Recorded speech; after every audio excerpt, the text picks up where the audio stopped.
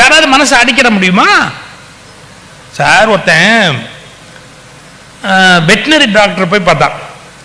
குதிரை வளர்த்துக்கிட்டு இருந்தா. இந்த குதிரை ஏதோ உடம்பு சரியில்லை, அதெல்லாம் அந்த குதிரையை பற்றி சொன்ன உடனே டாக்டர் அவனுக்கு சரிதான் அப்படின்னு அந்த வெட்டினரி டாக்டர் ஒரு மருந்து கொடுத்து, ஜாக்கிரதைப்பா, இது ஒரு வித்தியாசமான மருந்து, குதிரை வாயில ஒரு மூங்கில வை, மூங்கில குதிரை வாயில வச்சுக்கோ, மருந்து ஒரு வாயில வை, மூங்கிலோட ஒரு வாயில வை, அதை குதிரை வாயில வச்சுட்டு இந்த பக்கம் நீ நின்றுட்டு ஊது. ஏன்னா குதிரை தானா மருந்து சாப்பிடாது. ஆசை ஆசையா மருந்து சாப்பிடுற ஒரே மிருகம் மனுஷன் மட்டும்தான். டைஜின் பாக்கெட்ல வச்சுக்கிட்டே விருந்துக்கு போவான். நியாயமா?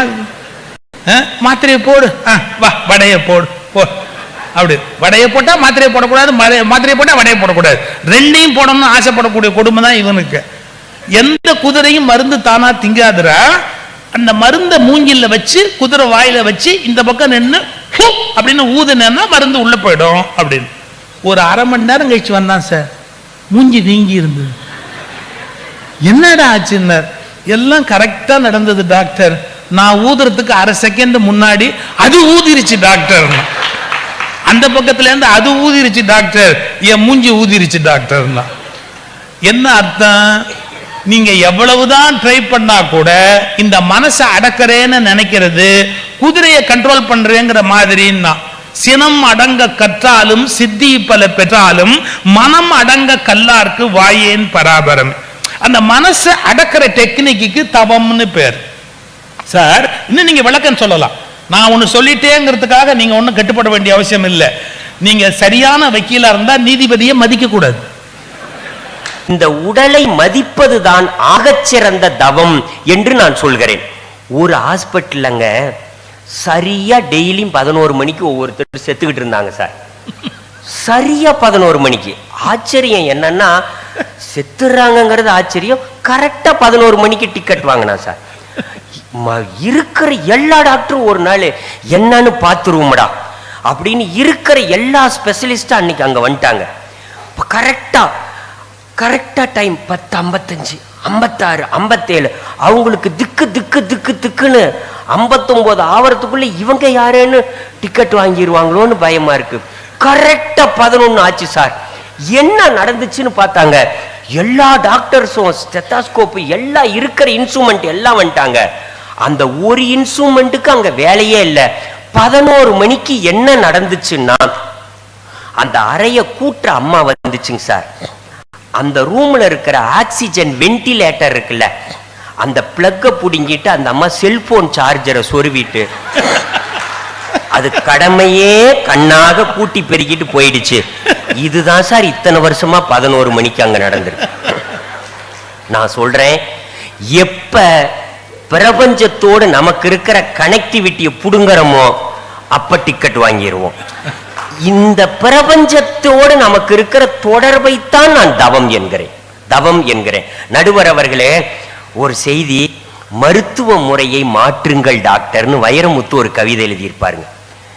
டாக்டர், மருத்துவ முறையை மாற்றுங்கள் டாக்டர், வாயை திற என்பீர்கள், வயிறே தெரியும்படி வாய் திறப்போம். நாக்கை நீட்டு என்பீர்கள், கல்கத்தா காளி போல நாக்கை நீட்டுவோம். முதுகு திருப்பி மூச்சு இழு என்பீர்கள், அப்போதுதான் உண்மையாகவே சுவாசிப்போம். பயப்படாதீர்கள் என்று அருள்வாக்கு சொல்வீர்கள். வாசிக்கவே முடியாத மொழியில் வாய்க்குள் நுழையாத வார்த்தையை கிறுக்கி காகிதம் கிழிப்பீர். பயப்படாதீர்கள் என்று அருள்வாக்கு சொல்வீர்கள். போதாது டாக்டர், இது எங்களுக்கு போதாது. நோயாளி ஒரு பாமரன், சொல்லிக் கொடுங்கள். நோயாளி ஒரு மாணவன், கற்றுக் கொடுங்கள். வாயில் மூச்சு வாங்காதே, காற்றை வடிகட்டும் வசதி வாயில் இல்லை, மூக்கில்தான் இருக்கிறது என்று சொல்லுங்கள் டாக்டர். மூச்சு வாங்குவதில் கூட ஒரு சூத்திரம் உண்டு. சுவாசிக்கும் சுத்தக்காற்று நுரையீரலின் தரை தொட வேண்டும். ஆனால் உள்வாங்குகிற ஒவ்வொரு மூச்சும் நுரையீரலின் தலை கூட தொடவில்லையே. சாராயம் என்கிற திரவ நெருப்பு கல்லீரலை கருக்கிவிடும். கல்லீரல் என்பது கழுதை மாதிரி பாரம் சுமக்கும், ஆனால் படுத்தால் எழுந்திருக்காது, பயமுறுத்துங்கள் டாக்டர். ஒரு கால் வீக்கமா, உடனே கவனி, யானைக்கால் நோயின் அறிகுறியாக இருக்கலாம். இருகால் வீக்கமா, இப்போதே கவனி, சிறுநீரகத்தில் சிக்கல் இருக்கலாம். 50 வயதை தொட்டதும் பசிக்கவில்லையா, மார்பு பகுதியில் கரையாத கட்டியா, வாயில் ஆறாத புண்ணா, சோதிக்க சொல்லுங்கள். நம்மை அறியாமலே புற்றுநோய் நம் உடலில் ஆனா ஆவண்ணா எழுதியிருக்கலாம். நோயாளியிடமிருந்து துக்கத்தை துரத்துங்கள் டாக்டர். நோய் என்பது துக்கமில்லை, அந்நிய கசடு வெளியேற உடம்பு நடத்துகிற உள்நாட்டு யுத்தம்தான் நோய் என்று சொல்லுங்கள். சர்க்கரை என்பது நோய் அல்ல, அது உடலின் குறைபாடு என்று சொல்லுங்கள். எரிக்காத கொழுப்பும் செரிக்காத உணவும் சுடுகாட்டு தேரின் சக்கரங்கள் என்று சொல்லுங்கள் டாக்டர். ஊமை ஜனங்கள், அவர்கள் உள்ளொளி அற்றவர்கள். பிணி வந்து இறந்தாலும் முனி வந்து இறந்ததாய் முனகுவர். நோய் விரட்ட நினைக்காமல் பேய் விரட்ட நினைப்பார்கள். யோகா அது வியாதி தீர்க்கும் வித்தை என்று சொல்லுங்கள். உயிர் நெருப்பை உருட்டி உருட்டி கொண்டு வந்து நெற்றி பொட்டில் நிறுத்த சொல்லுங்கள் டாக்டர். எப்பொழுதுமே தட்டில் மிச்சம் வைக்காதே, வயிற்றில் மிச்சம் வை. மருந்தையே உணவாக்காதே, உணவையே மருந்தாக்கு. பசியோடு உட்கார், பசியோடு எழுந்திரு சொல்லுங்கள் டாக்டர். அவிக்காத காய்கள் தான் அமிர்தம் என்று சொல்லுங்கள். பச்சை உணவுக்கு பாடம் நடத்துங்கள் டாக்டர். கோணல் இல்லா மனிதன் கூணன் ஆகி போனான், ஏனாம் அவன் டப்பா உணவை சாப்பிட்டது தானாம். விஷப்பாம்பு கடித்தும் ஒருவனுக்கு விஷமேறவில்லையாம், ஏனாம் அவன் உப்பில்லாமலே சாப்பிட்டது தானாம். ஆரோக்கியமான மனிதனுக்கு ஒரு நாளைக்கு 1/2 கிராம் உப்பு போதும் என்கிறார்கள். ஆனால் உப்பை கொட்டி கொட்டி வளர்க்கிறாயே மனிதா, உடம்பு என்ன செடியா கொடியா? ஒன்று மட்டும் சொல்லுங்கள் டாக்டர், ஒருபோதும் மரணம் மனிதனை தேடி வருவதே இல்லை, மனிதன்தான் மரணத்தை தேடி ஓடுகிறான் என்று சொல்லுங்கள் டாக்டர். எல்லோரிடமும் 2 கேள்வி கேளுங்கள் டாக்டர். மலச்சிக்கல் இல்லாமல் பொழுது விடுகிறதா, மனச்சிக்கல் இல்லாமல் பொழுது முடிகிறதா? இதுதான் சொர்க்க வாழ்வின் சூத்திரம் என்று சொல்லுங்கள் டாக்டர், சொல்லுங்கள் டாக்டர் என்று சொன்னார். நடுவர் அவர்களே, நான் ஒரு செய்தியோடு நிறைவு செய்கிறேன். கிராமத்துக்காரங்க என்னை பார்த்தாலே தெரியும். ஐயா வந்து ஆமாங்கிறார், கோவை தனபால் ஐயா. கிராமத்துக்காரன், அவனுக்கு டாக்டர்கிட்ட போனான் சார். டாக்டர்கிட்ட போனா பார்த்துட்டு உங்களுக்கு சுகர் வந்துருச்சுட்டார். எங்காலும் மிரண்டு போயிட்டான். நான் கடுமையா உழைப்பேன் டாக்டர், எனக்கு எப்படி சுகர் வந்துச்சுன்னா? உடல் சக்தி மீறி உழைச்சாலும் சுகர் வந்துரும்னார். ஐயோ அப்படின்னா, அதுக்காக உழைக்காமலே இருந்தாலும் சுகர் வந்துரும்ட்டார். நல்லா சாப்பிடுவீங்களான்னார். வயிற்றுக்கு வஞ்சகமாக்க மாட்டேங்க, நல்லா சாப்பிடுவேன்னார். அளவுக்கு அதிகமா சாப்பிட்டாலும் சுகர் வந்துரும்ட்டார். டாக்டர் அப்படின்னா, அதுக்காக பட்டினி கிடந்தாலும் சுகர் வந்துரும்ட்டார். டாக்டர்னா தூங்குவீங்களான்னார். மல்லாந்தடிச்சு தூங்குவோம் டாக்டர், என் குரட்ட சத்தத்துல எங்க தெருவுலயே ஒருத்தனும் தூங்க முடியாதுன்னா. சாப்பிட்டு சாப்பிட்டு தூங்குனீங்கனாலும் சுகர் வந்துரும்னார். அப்பனா டாக்டர்னா தூங்காமலே இருந்தாலும் சுகர் வந்துரும்ட்டார். அவனால பொறுக்க முடியல, எந்திரிச்சிட்டான். சார் என்ன சொல்றீங்க? சாப்பிட்டா வருங்கிறீங்க, பட்டினி கிடந்தா வருங்கிறீங்க, தூங்குனா வருங்கிறீங்க, தூங்கலைனா வருங்கிறீங்க, இப்ப என்னதான் சார் சொல்றீங்கன்னா, இந்த மாதிரி டென்ஷன் ஆனாலும் சுகர் வந்துரும்ட்டார். அவன் கீழே உக்காந்து, அட கடவுளே அப்படின்னா, இந்த மாதிரி கவலைப்பட்டாலும் சுகர் வந்துரும்ட்டார். அவன் டாக்டரோட கையை பிடிச்சி, டாக்டர் கண்ணீரால உங்க கையை கழுவுறேன், இதெல்லாம் உங்க சிலபஸ்ல இருக்கான்னா. அவர் சொன்னார், எனக்கே 15 வருஷமா சுகர் இருக்குன்ட்டார். நடுவர் அவர்களே, எனவே உடலை மதிப்பதும் உயிரை மதிப்பதும் அதுவே தவம். நீங்கள் உடலை தானம் கொடுக்க நினைத்தாலும் அந்த உடல் நலமாக இருந்தால்தான் தானம் கொடுக்கிற தகுதியை கூட பெறும் என்பதனால் உடலை தவமாக நினையுங்கள். வாய்ப்புக்கு நன்றி. ஏன்னா சிரிக்கிற போது நம்முடைய கவலைகள் எல்லாம் மறந்து போகுது இல்லையா? சில பேர் ஒய்ஃப் பக்கத்தில் இருக்கும்போது கூட சிரிச்சாங்க. பெரிய விஷயம் இல்லை உலகத்தில், அதெல்லாம் கொடுப்பேன். ரொம்ப நல்லா பேசினாங்க, மகிழ்ச்சியா இருந்தது. ஒரு வித்தியாசமான ஒரு கோணம், உடம்ப நல்லா வச்சிருந்தா தானே தானமே பண்ண முடியும் அப்படிங்கிற ஒரு கருத்தை சொன்னார். பாராட்டு. இப்போ திருச்சி நகைச்சுவை மன்றத்தினுடைய செயலாளர், நல்ல பேச்சாளர், அருமை தம்பி சிவகுருநாதன் அவர்கள் உரையாற்ற வருகிறார். எங்க ஊர்ல நான் நடந்த ஒரு 2 சம்பவத்தை சொல்லிட்டு போறேன். எல்லாம் எதா இருந்தாலும் ஸ்ட்ரிக்டான டாக்டர். எங்க ஊர்ல ஒரு ஸ்ட்ரிக்டான டாக்டர், இந்த ராதாகிருஷ்ணன் பேரு. யாரா இருந்தாலும் கியூல தான் வரணும். நோ இதெல்லாம் கிடையாது, ரெக்கமெண்டேஷன்லாம் கிடையாது, எல்லாம் கியூ. அவர்கிட்ட எந்த ட்ரீட்மெண்டா இருந்தாலும் வந்து உட்காந்துடணும். அது நியாயமும் அதுதான். இப்ப அது இதாக மாறி போச்சு. 35 பேர் உட்காந்துருக்கான் சார். 36வது ஆளா ஒரு ஆள் புலம்புறான், இவர்கிட்ட எப்போ வந்தாலும் இதே தொல்லடா, கியூல உட்கார வச்சிடுறாரு.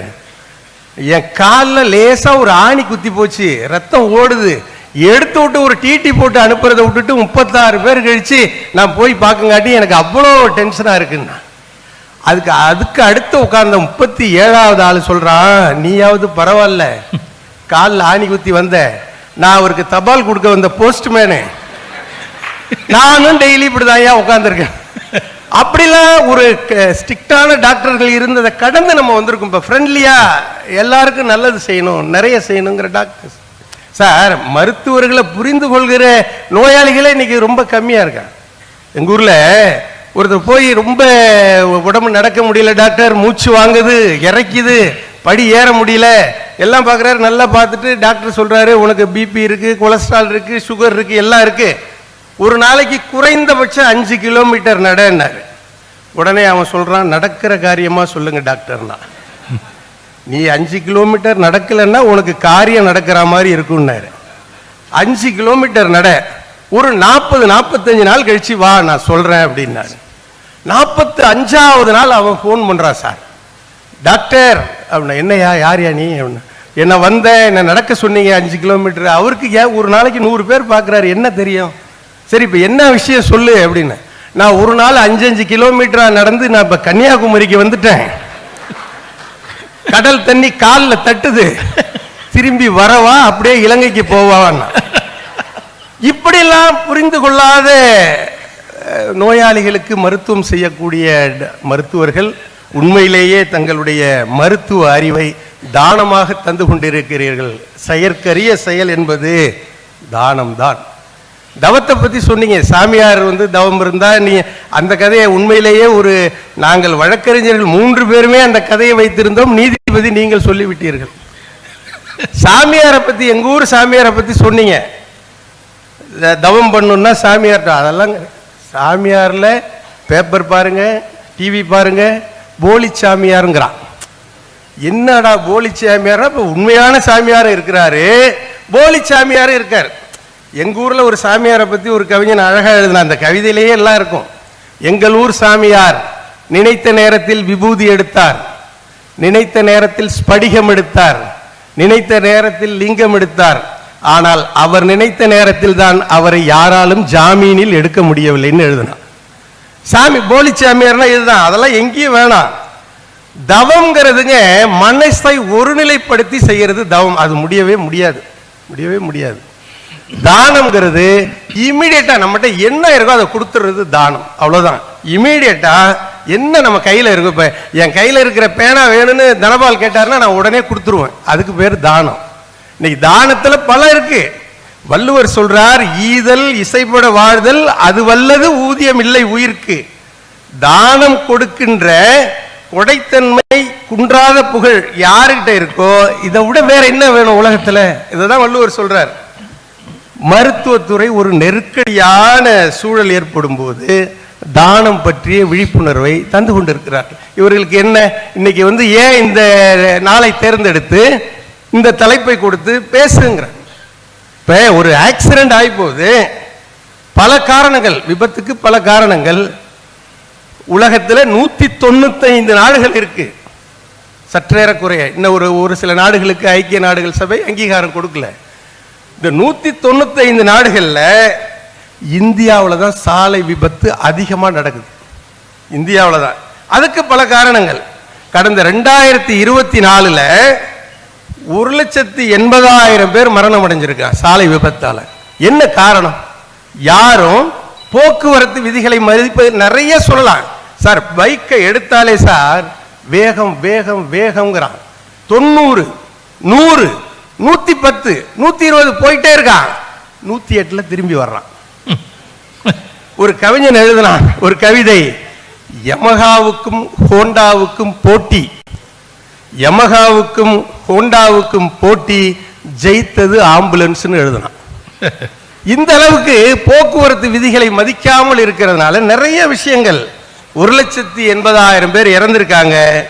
இந்த ராயல் கேர் மருத்துவமனை போன்ற மருத்துவமனையுடைய தீவிரமான விழிப்புணர்வு பிரச்சாரத்தினால், இதுதான் செய்தி, இந்த மாதிரி தீவிரமான விழிப்புணர்வு பிரச்சாரத்தினால் 18,911 பேர் உடல் உறுப்புகளை தானம் செய்திருக்கிறார்கள். உடல் உறுப்புகளை தானம் செய்திருக்கிறார்கள். இதுதான் செய்தி. என்ன காரணம்? என்ன காரணம்னு சொன்னா, கொடுக்கணுங்கிற கொடை உள்ளம். கொடை உள்ள யாருக்கு இருக்கணும்? மூளைச்சாவு அடைஞ்சு போகுதுங்க. ஒண்ணு தெரியுங்களா? உலகத்திலேயே அதிகமான விபத்து நடக்கக்கூடிய நாடு இந்தியான்னு சொல்றோம்ல. இது ஒரு புறம் வைங்க. உலகத்திலேயே அதிகமான உடல் உறுப்பு தானம் செய்யக்கூடிய நாடுகளின் பட்டியலில் இந்தியா 3வது இடத்திலே இருக்கிறது. 3வது இடத்திலே இருக்கு. என்ன காரணம்? இது போன்ற விழிப்புணர்வு செய்திகள் தான். பெரிய அளவில் உடல் உறுப்புகள் தானம் செய்யறது குறித்து விழிப்புணர்வு இல்லாத போது, உங்களுக்கெல்லாம் தெரியும், 2008 திருக்கழுக்குன்றத்தில் ஹிதேந்திரன் ஒரு 15 வயது மாணவன் ஒரு வண்டி எடுத்துட்டு போறான், பைக் எடுத்துட்டு போறான். அவங்க அப்பா பேரு டாக்டர் அசோகன், அம்மா பேரு டாக்டர் புஷ்பாஞ்சலி. ஒரு மீன்பாடி வண்டியில விடுறான்.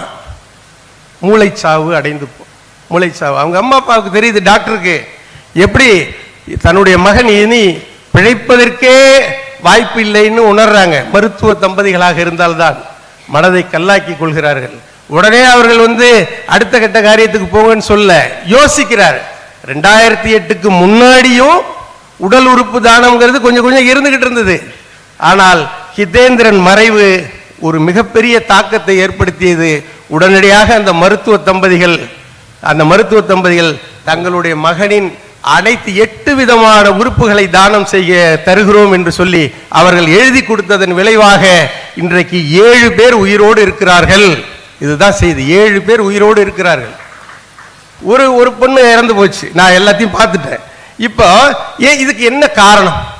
தானம் கொடுக்கணும். இதோடைய விளைவு என்ன தெரியுமா? Sir CV. ராமன் கண்டுபிடித்தது ராமன் விளைவுகள்னு சொன்னா, கெப்லர் கண்டுபிடிச்சது கெப்லர் விளைவுகள்னு சொன்னா, இந்த ஹிதேந்திரனுடைய உடல் உறுப்பு தானம் ஹிதேந்திரா எஃபெக்ட்னு சொல்லி மருத்துவ உலகம் இன்றளவும் சொல்லிக் கொண்டிருக்கிறது என்று சொன்னால் அதற்கு காரணம் ஒரே உடல் உறுப்பு தானம் தான். அவருடைய ஹிதேந்திரன் இருந்த தெருவுக்கு திருக்கழுக்குன்றத்திலே ஹிதேந்திரன் தெரு என்று வைத்திருக்கிறார்கள். அது மட்டுமல்ல, ஹிதேந்திரன் இறந்த நாளை செப்டம்பர் 20 இறந்தான். விபத்து நடந்தது செப்டம்பர் 23ஆம் தேதி இறந்ததாக அறிவிக்கப்பட்ட நாள் உடல் உறுப்பு விழிப்புணர்வு நாளாக இன்றைய நிலைக்கும் கடைபிடிக்கப்படுகிறது என்று சொன்னால் இதுதான் தானத்துடைய முக்கியமான செய்தி. அதாவது மனசுதான் காரணம். நண்பர் நீலகண்டன் சொன்னார், தவமாக என்னென்ன செய்யலாம், உடலை பாதுகாக்கணும். உடல் தன்னை புதுப்பித்து கொண்டே இருக்கும். இன்றைக்கு தானம்ங்கிறது மனசளவில் நடக்கணும். இங்க இருக்கிற அவினாசி, நான் இங்க எல்லாமே இங்க இருந்து செய்திகளை சொல்றேன். அவினாசியில இங்க இருக்கக்கூடிய அரசு மருத்துவமனைகளிலே பிறக்கக்கூடிய குழந்தை, அரசு மருத்துவமனைகளில் யார் பிரசவத்துக்கு அனுமதிக்கப்படுகிறார்கள்? ஏழை பாழைகள், ஒன்றுக்கும் இல்லாதவர்கள், ஓரளவுக்கு வசதி குறைவானவர்கள். அப்படி அனுமதிக்கப்படும் போது அவங்களுக்கு தாய்ப்பால் கிடைக்கல. அந்த குழந்தைகளுக்கு தாய்ப்பால் கிடைக்கல. என்ன பண்ணலான்னு யோசிச்சாங்க. தவமெல்லாம் இருந்து பார்த்து தாய்ப்பால் கிடைக்காது. அவினாசியில ரூப செல்வ நாயகி அப்படிங்கிற ஒரு பெண்மணி ஒரு முடிவு எடுக்கிறாங்க. 2017 தாய்ப்பாலை தானமாக கொடுக்கலாம் என்று சொல்லி முதன்முறையாக மெனக்கிட்டு அரசு மருத்துவமனைக்கு போய் தானம் கொடுத்து, அதற்கு பிறகு ஒரு வாட்ஸ்அப் குழு உருவாக்கி, அமிர்தம் ஃபவுண்டேஷன் என்ற ஒரு விழிப்புணர்வு குழுவை உருவாக்கி, எந்தெந்த இடத்தில் தாய்ப்பால் தேவைப்படுகிறதோ எந்தெந்த மருத்துவமனைகளில் தாய்ப்பால் தேவைப்படுகிறதோ அங்கு சென்று தாய்ப்பால் கொடுப்பதற்கு 6000 பேர்களை இன்றைக்கு இந்த அவிநாசி கோவை தயாராக வைத்திருக்கிறது என்று சொன்னால் அது தவம் அல்ல, தானம் கொடுக்க வேண்டும் என்ற ஒரு கொடைத்தன்மை இருந்தால்தான். இதையே பின்பற்றி எங்கள் ஊர் திருச்சியிலே செல்வ பிருந்தா என்ற பொறியாளர் ஒரு பெண் கடந்த 22 மாதங்களில் 300 லிட்டர் தாய்ப்பாலை தானமாக பெற்றுக் கொடுத்திருக்கிறார் என்று சொன்னால் இதுதான் தானத்துடைய அடையாளம். இன்றைக்கு புற்றுநோய் வருகிறது, நிறைவாக சொல்கிறேன். புற்றுநோயை பற்றி சொன்னார்கள். கீமோதெரபி கொடுத்தா முடியெல்லாம் கொட்டி போயிடும். முடி கொட்டினா பெண்களுக்கு அழகாக இருக்காது, அவர்களுக்கு விக்கு தயாரித்து கொடுப்போம் என்று சொல்லி எத்தனை பேர் எத்தனை கல்லூரி மாணவிகள் தங்களுடைய தலைமுடியை தானமாக கொடுத்து கொண்டிருக்கிறார்கள் தெரியுமா? இந்த தலைமுடியை தானமாக கல்லூரி பெண்கள் கொடுப்பது தெரியாது. ஆனால் சென்ற சோனம் கபூருங்கிற நடிகை கொடுத்த உடனே தான் அது மீடியாவில் செய்தியாக வருகிறது. எனவே மரியாதைக்குரிய நடுவர்களே, செயற்கரிய செயல் என்பது இப்ப சொல்றான், உடல் மண்ணுக்கு உயிர் யாரோ ஒருவனுக்கு அப்படின்னு சொல்லி வசனம் எல்லாம் பேசிக்கிட்டு இருக்கோம், நம்ம பார்த்துக்கிட்டு இருக்கோம், படிச்சுக்கிட்டு இருக்கோம். அப்படி இல்லை. உடல் மண்ணுக்கு போக வேண்டாம், இறந்துவிட்டால் அந்த உடலை மருத்துவ கல்லூரிக்கு தானமாக கொடுப்போம். உடல் உறுப்புகளை யார் யாருக்கு தேவைப்படுகிறதோ உடல் உறுப்பு தானம் செய்வோம் என்ற சிந்தனையோடு இந்த அரங்கத்தை விட்டு செல்வோம். வாய்ப்புக்கு நன்றி. இப்போ முன்னாடி சிவகுருநாதன் ஐயா பேசிட்டு போனார். அவர் சொன்னாரு, இங்க தானம்ங்கிறது இம்மிடியேட்டா பண்ணிடலாங்க, தவம்ங்கிறது பண்ணவே முடியாதது, விட்டுருங்கன்னு. ஐயா அதாங்க ஐயா தலைப்பு. செயற்கரிய செயல் எது? அப்ப செயற்கரிய செயல் தவம் தானே எதனையே ஒத்துக்கிட்டதால இந்த பட்டிமன்றத்தை, இந்த விவாதத்தை தள்ளுபடி செய்யும்படி நடுவர் அவர்களை தாழ்மையோடு கேட்டுக்கொள்கிறேன். நடுவர் ஐயாவே சொன்னார், முதல்ல தனம், அதற்கு பின்புதான் தானம் அப்படின்னு. அதுக்கு இடையில ஒரு சின்ன விஷயம் இருக்குன்னு நினைக்கிறேன். முதல்ல தனம், அதற்கு பின்பு மனம், அதற்கு அடுத்துதான் தானம். ஏன்னா கிராமத்துல நெத்தி போட்டுல அடிச்ச மாதிரி சொல்லுவாங்க, கொடுக்கறதுக்கு பணம் இருக்கான்னு பாடுறான்னு சொல்ல மாட்டாங்க, கொடுக்கறதுக்கு மனசு இருக்கான்னு பாடுறா. அவனுக்கு முதல்ல கொடுக்கறதுக்கு, அந்த எடுத்து கொடுக்கறதுக்கு ஒரு மனம் வேண்டும். அன்பார்ந்தவர்களே, 21ஆம் நூற்றாண்டில் வாழ்ந்து கொண்டிருக்கிறோம். 21ஆம் நூற்றாண்டுக்கான மிகப்பெரிய சவால் மருத்துவர்கள் அமர்ந்திருக்கிறார்கள். போர்டம், தனியாக தன்னுடைய மனதோடு இருக்க முடியாத போர்டம் இன்னைக்கு மிகப்பெரிய பிரச்சனை.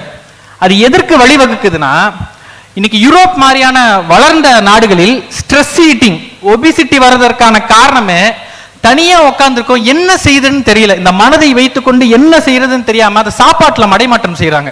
என்ன கிடைக்குதோ சாப்பிட்டுக்கிட்டே இருக்கிறது, இரத்த கொதிப்பு எல்லாமே வருவதற்கான காரணம் இந்த ஸ்ட்ரெஸ் ஈட்டிங். அப்ப மனசை வைத்துக் கொண்டு என்ன செய்ய முடியும் என்பது தெரியாததுதான் இந்த நூற்றாண்டிற்கான பிரச்சனை. எது தவம்னா சடைமுடி வைப்பது, ஒரு இடத்தில் உட்கார்ந்து தியானம் செய்வது, அதெல்லாம் இல்லை. இந்த மனதை கடந்த காலத்திலும் எதிர்காலத்திலும் வைக்காமல் நிகழ்காலத்தில் குத்திட்டு நிலைத்து அதில் மகிழ்வதற்கு பெயர் தான் தவம். அதுதான் உண்மையான தவம். அதான் ஓஷோ சொன்னாரு, மூச்சை கவனி, உன்னுடைய பேச்சை குறை அப்படின்னு.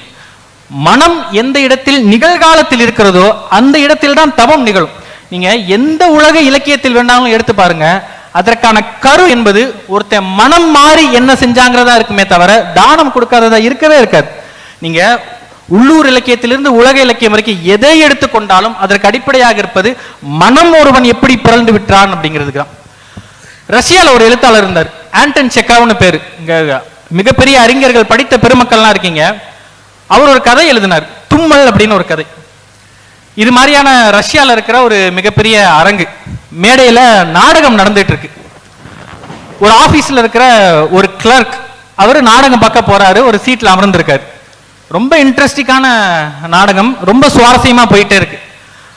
அவருக்கு தன்னையே அறியாம அந்த நாடகத்தை பார்த்துட்டு இருக்கும்போது தும்மல் வந்துருது. அவ்வளவுதான், தும்மல் வந்துருது. நம்மள தும்மல் வந்து என்ன பண்ணுவோம், மூஞ்சிய கையை வச்சு மறைச்சிட்டு தும்முவோம். அவர் அந்த நாடகம் பார்க்கிற அந்த ஆர்வத்துல கையை வச்சு மறைச்சிக்காம முன்னாடி குனிஞ்சு தும்மிடுறாரு.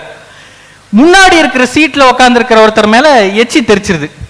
சரி, ஒரு கேட்டசிக்காக வந்து சாரியாச்சும் சொல்லுவோமேன்னு கூப்பிட்டு பாக்குறாரு. திரும்பினவர் அவருடைய மேனேஜர், அவருடைய உயர் அதிகாரி. ஐயோ என்னடா பண்றது, இவர் மேல தும்மிட்டோமே அப்படின்னா அவர் பார்த்துட்டு ஷாக்காராரு. நீதானா, நீ வந்திருக்கேன்னு சொன்னா சேர்ந்தே வந்திருக்கலாமேன்னு சொல்லி அவர் கேஷுவலா தான் பேசுறாரு. இவருக்கு படபடன்னு இருக்கு மனசு, என்னடா இவர் மேல போய் தும்மிட்டோமே அப்படின்னு. சார் சாரி சார் அப்படின்னு. சரி பரவாயில்ல சார், நான் பிளான் பண்ணி பண்ணல சார். சரி பரவாயில்ல சார் ரொம்ப மன்னிச்சுக்கங்க சார், சரிப்பா நாடகத்தை பாரு அப்படின்றாரு.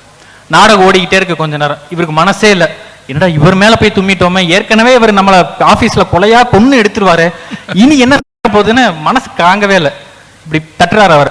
இவருக்கு பின்னாடி இருந்து என்னடா யாரோ சொரியிற மாதிரி இருக்குன்னு திரும்பி பாக்குறாரு. என்னப்பா சார், நான் வேணும்னே உங்க மேல எச்சி தெரிக்கல சார், தெரியாம நடந்துருச்சு, பிளான் பண்ணி பண்ணலாம் சார், என்னை மன்னிச்சிருங்க அப்படின்னு. அதான் ஏற்கனவே சொல்லிட்டே, அதெல்லாம் ஒரு பிரச்சனை இல்லை, நீ பாரு அப்படிங்கிறார். இவருக்கு மனசு கேட்கவே இல்லை, அலப்பாஞ்சிக்கிட்டே இருக்கு, மனசுக்குள்ள ஓடிக்கிட்டே இருக்கு, ஐயோ இவர் மேல தும்மிட்டோமே அப்படின்னு. நேரா வெளியே போய் இன்டர்வல் விடுறாங்க, கேண்டீன்ல போய் நின்றாரு. இவர் வரத்துக்கு முன்னாடியே நம்ம சாரி கேட்டுருவோம் திருப்பின்னு. இவர் காஃபி குடிச்சுக்கிட்டு இருக்காரு, பின்னாடி இருந்து திருப்பி ஒரு கை தட்டுது மேனேஜர் மேல. என்னப்பா காஃபி குடிக்கலையா சார்? நான் வேணும்னே உங்க மேல திம்மல சார், நான் பிளான் பண்ணி எதுவும் பண்ணல, தெரியாம எச்சி தெரிச்சிருச்சு, மன்னிச்சுங்க சார். நீ ஆபீஸ்ல நேரடியா என் மூஞ்சியில எச்சி துப்ப முடியாதுங்கிறதுக்காகவே நாடகம் வந்து துப்புன மாதிரி தெரியுதே, இப்பதான் எனக்கு அப்படி தோண ஆரம்பிக்குது கொஞ்சமா, இனிமேல் உன்னைய இந்த நாடகம் முடிகிற வரைக்கும் நீ என்னை டிஸ்டர்ப் பண்ணக்கூடாது அப்படின்னாரு.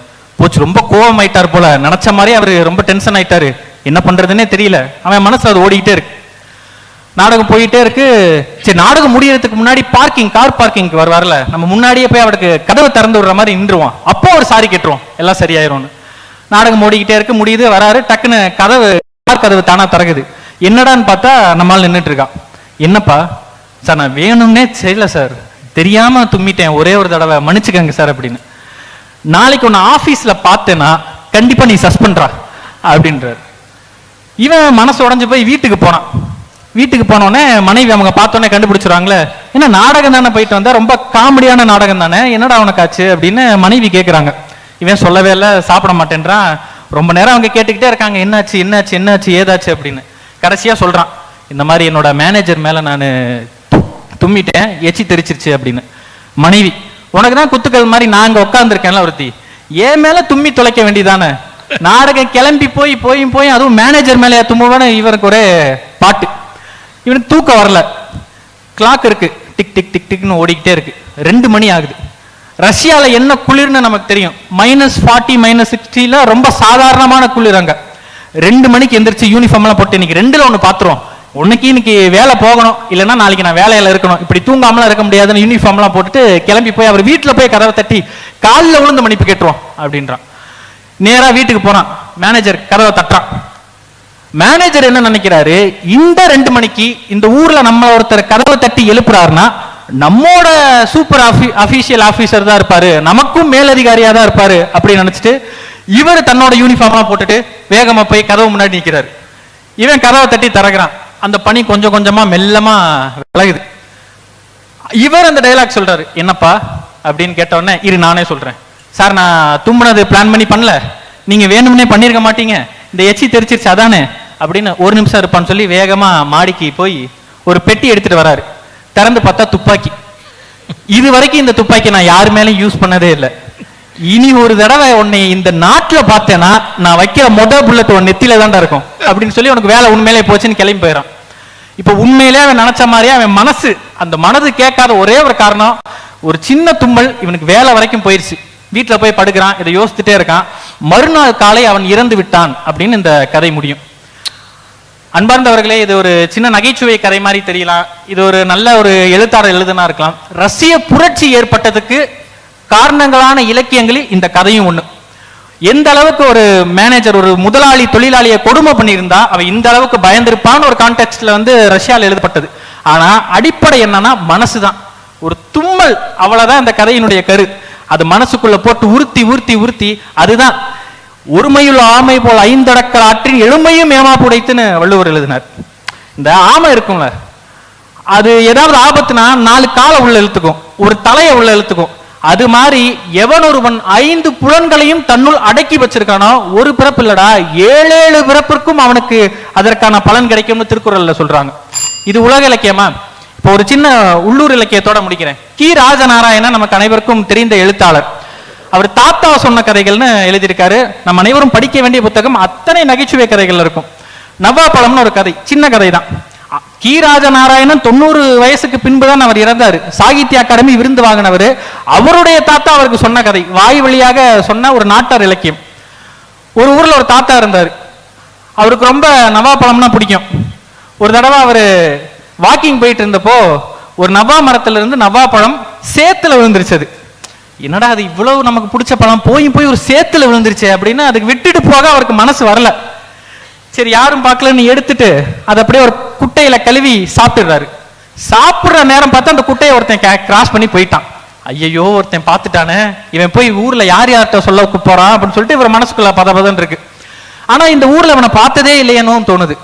எல்லாரும் அந்த ஊர்ல வந்து திருவிழா நடக்குது. ஒருத்தர்கிட்ட கேட்கிறாரு, யார் அவன் இது வரைக்கும் பார்த்ததே இல்லையேன்னு. இவர் தான் பாகவதர், நல்ல பாட்டு பாடுவாரு, இன்னைக்கு நம்ம ஊருக்காக கச்சேரிக்காக வந்திருக்காரு அப்படின்னு சொல்றாங்க. கச்சேரிக்கு வந்திருக்கானா, சரின்னு சொல்லிட்டு நம்மளும் பாட்டு கேட்போம், அப்ப நம்மள தெரிய வாய்ப்பு இல்லை தானே, யாருக்கும் சொல்ல மாட்டான்னு சொல்லி முன்னாடி ஃபர்ஸ்ட் சீட்ல உட்காந்து கச்சேரி ஆரம்பிக்குது, பாட்டு கேட்கலாம் அப்படின்னு நினைக்கிறாரு. அந்த பாகவதர் இவரை பார்த்துக்கிட்டே இருக்காரு. தொண்டையெல்லாம் செருமிட்டு அப்படின்னு ஒரு பாட்டு எடுக்க ஆரம்பிச்சிருக்காரு. இவன் நவ்வா பழம் நம்ம கீழே இருந்ததை எடுத்து சாப்பிட்றதுதான் சொல்ல ஆரம்பிக்க போறான் போல, அதனாலதான் நான் இப்படி ஆரம்பிக்கிறான்னு இவரு சட்டையில இருந்து ஒரு 100 ரூபாயை அங்க இருந்து எடுத்து இப்படி அவர்கிட்ட காட்டுறாரு. யார்ட்டையும் சொல்லிடாத, போகும்போது உனக்கு தரேன் அப்படின்னு சொல்லி மடிச்சு உள்ள வச்சுக்கிறாரு. இந்த பாகவதற்கு அவர் பார்க்கவே இல்லை. உண்மையிலே ஏதோ சரி எவனோ ஒருத்தன் போறான்னா உண்மையிலே இவன் வந்து சொல்லிடுவானோ அப்படின்னு சொல்லிட்டு இவருக்கு ஒரு பயம். பாகவதர் என்ன நினைக்கிறாரு, ஒரு சின்னதா ஒரு நான் சொன்னதுக்கே 100 ரூபாய் கிடைக்குது, இவருக்கு ரொம்ப அந்த சங்கீதம் பிடிச்சிருச்சு போல அப்படின்னு திருப்பி ஆரம்பிக்கிறாரு. அப்படின்னு நல்லா ஹை பிச்சில் ஏத்துறாரு. என்னடா இவன் ரொம்ப கிராக்கி பிடிச்சவனா இருப்பான் போல, 100 ரூபாய் கொடுத்தும் சொல்லுவேன் அப்படின்னு இப்படி விடாப்படியா இருக்கானேன்னு சொல்லி ஒரு 500 ரூபாய் எடுத்து இப்படி மேல தூக்கி காட்டுறாரு. இது உனக்கு தான், போகும்போது வாங்கி யார்ட்டையும் சொல்லிடாருன்னு சொல்லிட்டு உள்ள வச்சுறாரு. இப்ப பக்கவாத்தியக்காரங்களாம் பார்த்துக்கிட்டே இருக்காங்க. என்ன இவர் மட்டும் 2 நான் சொல்லுவாராம், 500 1000 வாங்கிட்டே போயிடுவாராம். நாதஸ்வரம் வாசிக்கிறவர், பக்கத்துல தபேலா வாசிக்கிறவர் எல்லாரும் சேர்ந்து அந்த அப்படின்னு வாசிக்க ஆரம்பிச்சுட்டாங்க. இவர் என்ன நினைச்சாரு, அட பாவி பையன் பார்த்ததும் இல்லாம பக்கத்துல இருக்கிற பக்கவாத்தியக்காரன் எல்லாத்தையும் இப்பயே சொல்லிட்டான்டா, சரி இதுக்கு மேல ஒண்ணும் முடியாதுன்னு சொல்லிட்டு நேரா ஸ்டேஜுக்கு வந்தாரு. கடகடகடன் ஏறி வந்து, ஆமாங்க ஊர் பொதுமக்களே, உங்கள்கிட்ட நான் ஒண்ணு சொல்ல வேண்டியது இருக்கு. சேத்துல விழுந்த நவா பழத்தை தான் நான் கழுவி தின்னேன். இது என்ன இவன் சொல்றது, இப்ப நானே சொல்லிட்டேன், என்ன பண்ணணுமோ பண்ணிக்கிறா அப்படின்னு சொல்லிட்டு இறங்கி போயிட்டார். இது என்னன்னா அடிப்படையில் மனசு ஒண்ணுதான். இப்போ உலக இலக்கியமா இருக்க ரஷ்யாவுக்கும் நம்முடைய இந்தியா, இது வந்து கோவில்பட்டியல எழுதிய ஒரு கதை. நம்முடைய கிராமமாக இருந்தாலும் சரி, ரஷ்யாவாக இருந்தாலும் சரி, எத்தனை கிலோமீட்டர் தொலைவில் இருக்கு, ஆனா இலக்கியத்தினுடைய அடிப்படை ஒன்னாதான் இருக்கு. ஏன்னா மனசுதான். விவேகானந்தர் சொன்னார், இந்த ஒட்டுமொத்த உலகத்தையும் ஒரு வீடாக நாம் கற்பனை செய்தால் அதனுடைய பூஜை அறை நம்முடைய இந்தியா அப்படின்னார். ஏன்னா உலகத்திற்கு இல்லாத சிறப்பு, மனதை அடக்கிய வாழையடி வாழையாக வந்த எத்தனையோ பெருமக்கள் இருந்த பூமி நம்முடைய இந்தியா. அதனாலதான் மற்ற நாடுகளுக்கு இல்லாத சிறப்பு தவத்தால் இந்தியாவிற்கு கிடைத்தது. ஜெயகாந்தன் ஒரு வார்த்தை சொல்வார், தானத்திற்கும் சேர்த்து தவத்திற்கும் சேர்த்து ஒரு பேச்சாளன் எப்படி பேச வேண்டும் என்பதையும் சேர்த்து 3 வரியில் அவர் கவிதையும் மிக அற்புதமாக எழுதக்கூடியவர். கொள்ளுவன கொள்ளுக, கொண்ட பின் கொடுப்பவராகுக, தள்ளுவன தள்ளுக, தள்ளிய பின் தவமொன்று இயற்றுக, சொல்லொன்று சொல்லுக, சொல்லில் சுடரொன்று ஏற்றுக அப்படின்னு. முதல்ல தானம் செய்வதற்கு மனம் பக்குவப்படணும். முதல் படி மனம் தான், அதற்கு தவம் இருக்கணும். மனதை எவன் ஒருவன் கட்டுப்படுத்துகிறானோ அதற்கு பின்புதான் தானம்.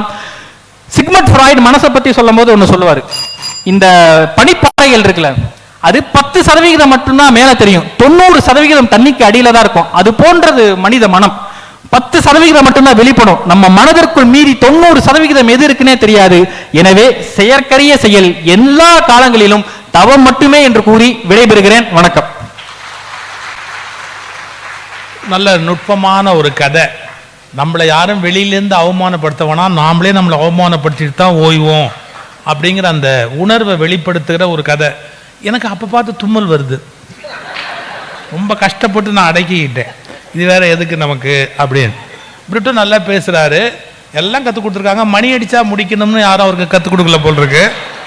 ஏன்னா அவர் மனசு அவரால் அடக்க முடியல, அதனால சொல்ல வந்த எல்லாத்தையும் சொல்லிட்டு தான் போவேன் அப்படின்னு ஒரு பிடிவாதமா இருந்தார். ரைட், பரவாயில்ல, வளர்ற பிள்ளை தானே, வாழ்க.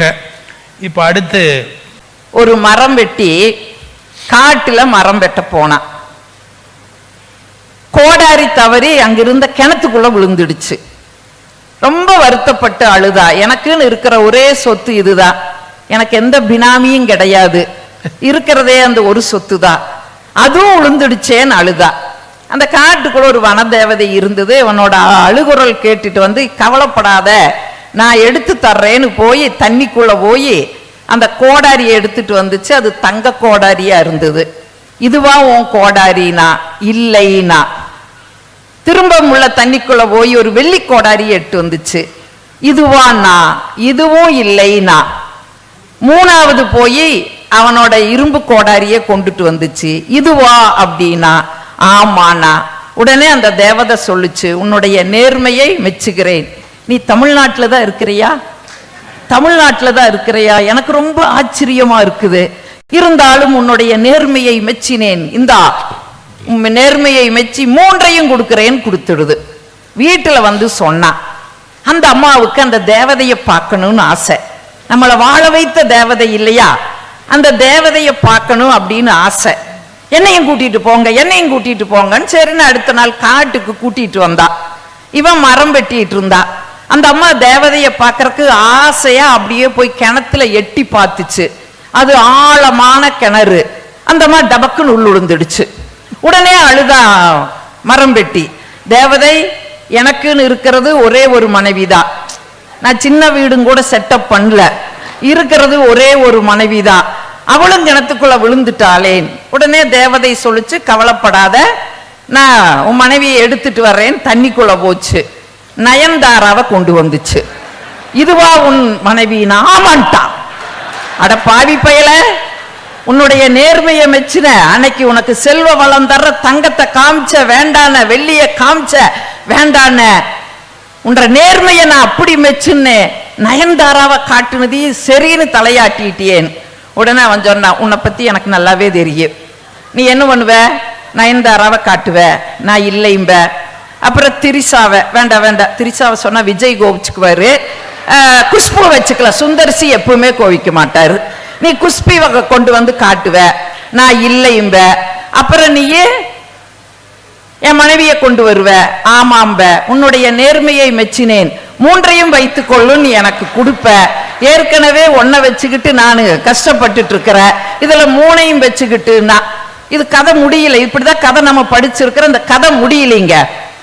கொஞ்ச காலம் கழிச்சு ஒரு நாள் மரம் வெட்ட வந்தா, வயசாயிடுச்சு, மரம் வெட்டியே தண்ணிக்குள் விழுந்துட்டான்.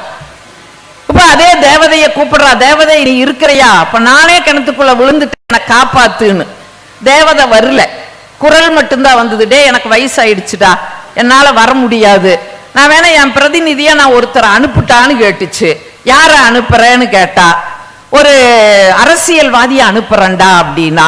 உடனே அவன் சொன்னா, வேண்டாம் வேண்டாம், வருவா, போட்டோ எடுப்பா, அப்புறம் அதில் பேப்பர் ஓடுவா, அதை காமிச்சு அவன் எம்எல்ஏ ஆயிருவா, அரசியல்வாதி வேண்டாம்.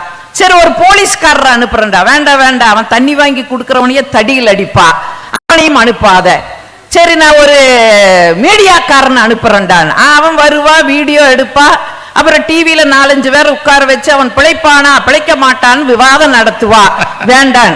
சரி, இப்ப யாரத்தான் அனுப்புறது அப்படின்னு அந்த தேவதை கேட்டுச்சு. ஒரு மருத்துவரை அனுப்பு, ஒரு மருத்துவரை அனுப்பு, அவர்தான் விழுந்து கிடப்பவர்களை எழுந்து நடக்க வைக்கக்கூடிய ஆற்றல் அந்த மருத்துவருக்கு இருப்பதால் மருத்துவரை அனுப்பும். அந்த கதை முடியுதுங்க நடுவர் அவர்களே.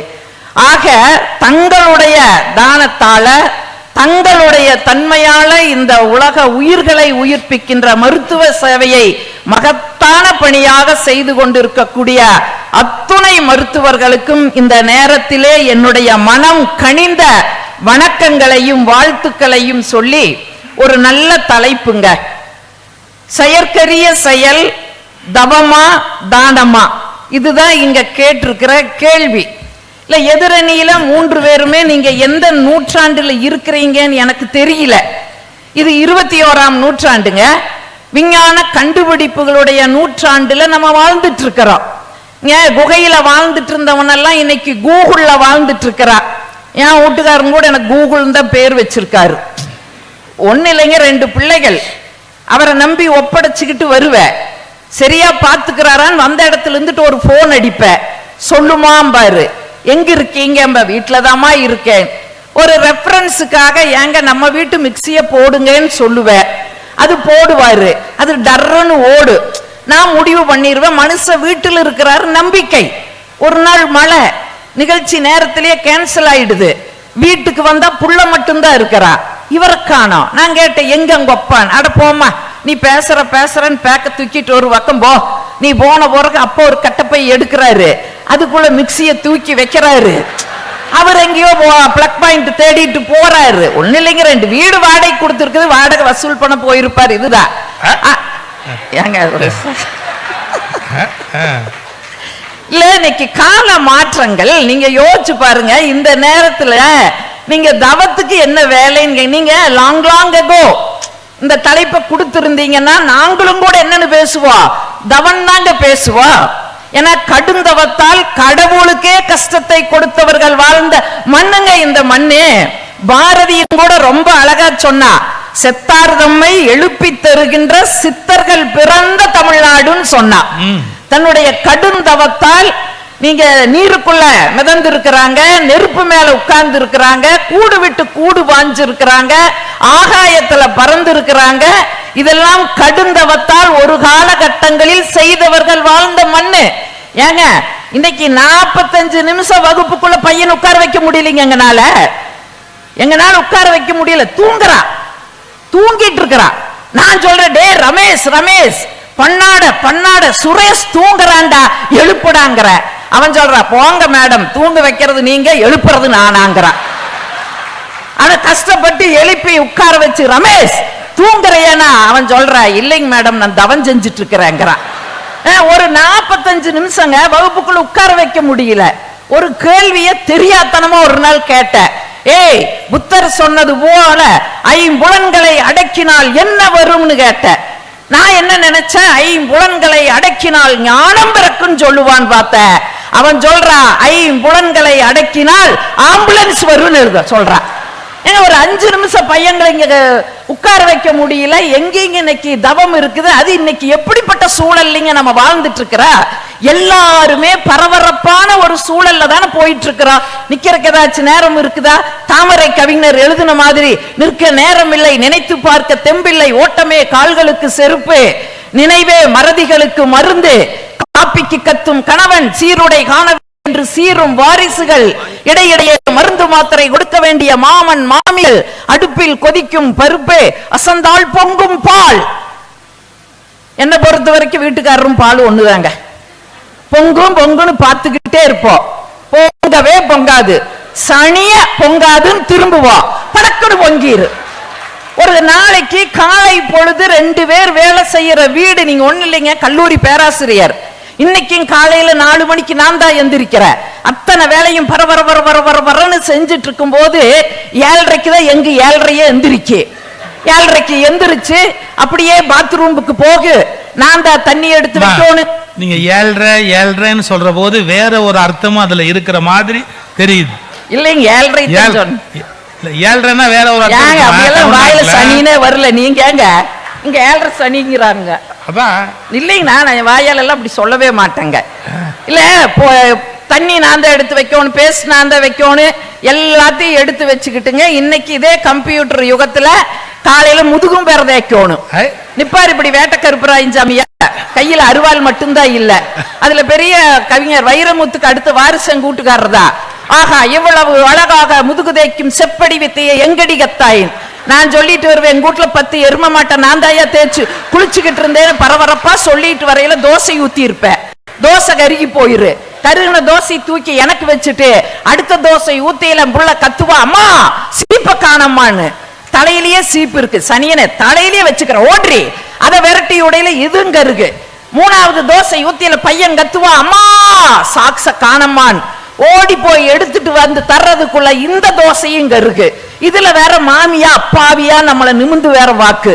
இடையில அதுக்கு ஒரு காப்பியை கொண்டு வந்து கொடுத்துட்டு கோயில பாத்ரூம்ல இருந்து ஒரு சத்தம் பெரு, அம்மா டவல்னு. எனக்கு தெரிஞ்சு 35 வருஷமா டவல் எடுத்துட்டு போனதாக வரலாறே கிடையாதுங்க. உனி கொண்டு போய் கொடுத்துட்டு வரையில 4வது தோசையும் கருகின தோசையும் நான் தான் திங்கணும்னு சொல்லிட்டு இருந்த இடத்திலேயே இருந்துட்டு ஒரு கையில சட்டுவத்தை புடிச்சிட்டு இன்னொரு கையில அப்படியே டவலை தூக்கி இங்கிருந்து அப்படியே கேட்ச் வீசுவேன். சச்சின் டெண்டுல்கர் மாதிரி அங்க நின்னுட்டு கேட்ச் பிடிப்பாரு.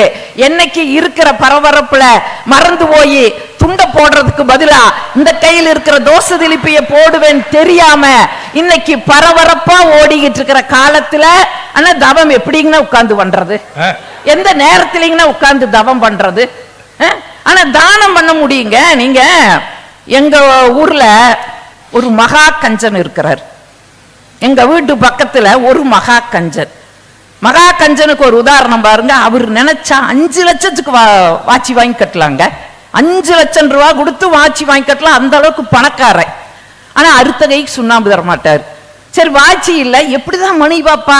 ஒண்ணு இல்லைங்க, நைட்டு மணி எவ்வளவுன்னு தெரிஞ்சுக்கிறதுக்கு அப்படியே வாசல்ல வந்து நின்னுட்டு ஊன்னு ஒரு சத்தம் போடுவா. உடனே பக்கத்து வீட்டுல இருந்து சொல்லுவாங்க, அட ராமசாமி மணி 2 ஆச்சு, எதுக்கு இந்த நேரத்துல கத்திட்டு இருக்கிறேன் பாங்க. அவன் என்ன பண்ணுவான், ஓ இரவு 2, இப்படிதான் மணி பார்த்துக்கிட்டு இருப்பா. கோயில் திருவிழா வந்துச்சுங்களா, திருவிழாவில் நானும் ஒரு பொறுப்புல இருக்கிறேன். எல்லா வீடுகளுக்கு வசூலுக்கு போனோம்.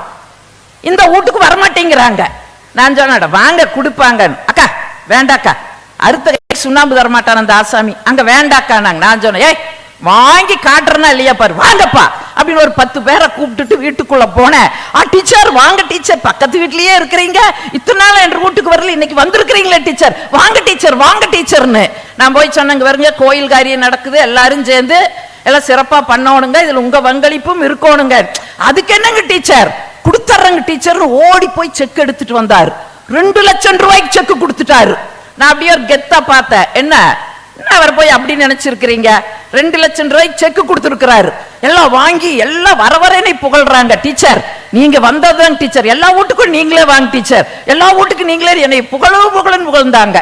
வந்து உட்கார்ந்து எல்லாம் வரவு செலவு கணக்கு பார்க்கல, செக் எடுத்து பார்த்தாங்க, கையெழுத்து போடல. ஐயோ இருக்கிற பரபரப்புல மனுஷன் கையெழுத்து போடலையே, வாங்க போய் கேட்கலான்னு ஓடி போய், கொடுத்ததான் கொடுத்தீங்க, ஏனுங்க ஒரு கையெழுத்து போடலேன்னு. அதுக்கு அவர் சொன்னார், நல்ல காரியம் நடக்கும்போது நம்ம கையெழுத்துல எதுக்குங்க டீச்சர்ன்ட்டாரு. இன்னைக்கு கொடுக்கறது எவ்வளவு கஷ்டங்க. ஒரு சம்பவம் நடந்ததுங்க, கேரளாவில் வெள்ளம் வந்துச்சு. கேரளாவில் வெள்ளம் வர்றதுக்கு முன்னாடி 6 மாசத்துக்கு முன்னால ஒரு நடிகர் பிருத்திவிராஜ்னு ஒரு நடிகர், எல்லாருக்கும் தெரியும், ரொம்ப அழகா இருப்பாரு. அவர் 1.5 கோடி கொடுத்து லம்போகினி காரை வாங்கினாரு. அந்த காரை அவங்க அம்மா எடுத்துட்டு காய்கறி வாங்கறதுக்கு மார்க்கெட்டுக்கு போச்சு.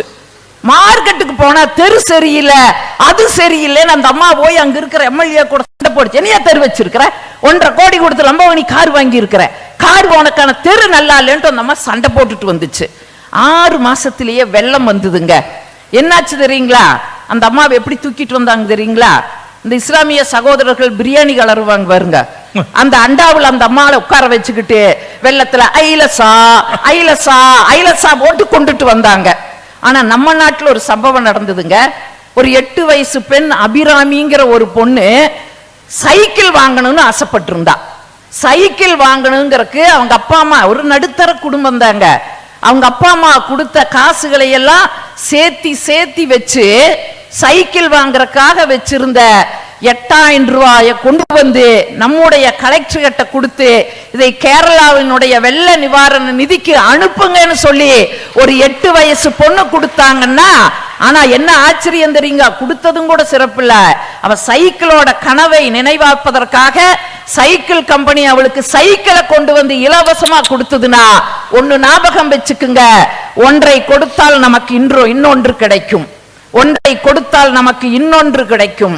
அன்பை கொடுத்தால் பண்பு கிடைக்கும், பண்பை கொடுத்தால் பாசம் கிடைக்கும், பாசத்தை கொடுத்தால் நேசம் கிடைக்கும், நேசத்தை கொடுத்தால் பரிவு கிடைக்கும். கண் கொடுத்தால் ஒளி கிடைக்கும், ரத்தத்தை கொடுத்தால் உயிர் கிடைக்கும், இதயத்தை கொடுத்தால் உயிர் துடிப்பு கிடைக்கும். ஒரு உயிரை வாழ வைக்கக்கூடிய அந்த பெருமை உங்களுடைய மனத்தை அடக்குகின்ற தவத்தால் ஒருபொழுதும் கிடைக்காது. தானத்தால் தான் இப்படிப்பட்ட மிக சிறப்பு கிடைக்கும் என்று சொன்னால், நாம் வாழ்ந்த பிறகும் ஒரு பறவையும், இப்படி முடிச்சிடறங்க, ஒரு பறவையும் கூட இந்த மண்ணிலே வாழ்வதற்கான அடையாளத்தை விட்டுட்டு போகுதுங்க. காகம் தன்னுடைய வாழ்நாளிலே 3000 மரங்களை இந்த மண்ணிலே நட்டு செல்கிறது என்று ஓசை அமைப்பு ஆய்வு செஞ்சு சொல்லியிருக்காங்க. ஒண்ணு இல்ல, காகம் வேப்பம்பழம் சாப்பிடு, வேப்பம்பழம் சாப்பிடுற காகம் எங்கெல்லாம் போய் அது எச்சில போடுதோ அந்த இடத்துல ஒரு வேப்ப மரம் முளைக்குங்கிறது இயற்கைங்க. ஆக 2 அறிவு உயிராகிய காகமே இந்த மண்ணிலே வாழ்வதற்கான அடையாளத்தை விட்டு செல்லும் பொழுது 6 அறிவு உயிர் படைத்த நாம் நம்முடைய உடல் உறுப்புகளை தானம் செய்வதன் மூலம் இன்னொரு உயிரை வாழ வைக்கிறோம் என்று சொன்னால், அப்படிப்பட்ட அந்த தானம் தான் சிறந்தது. அதனாலதான் கமலஹாசன் உடல் உறுப்புல இப்ப சமீபத்துல பேட்டி கொடுத்தாரு.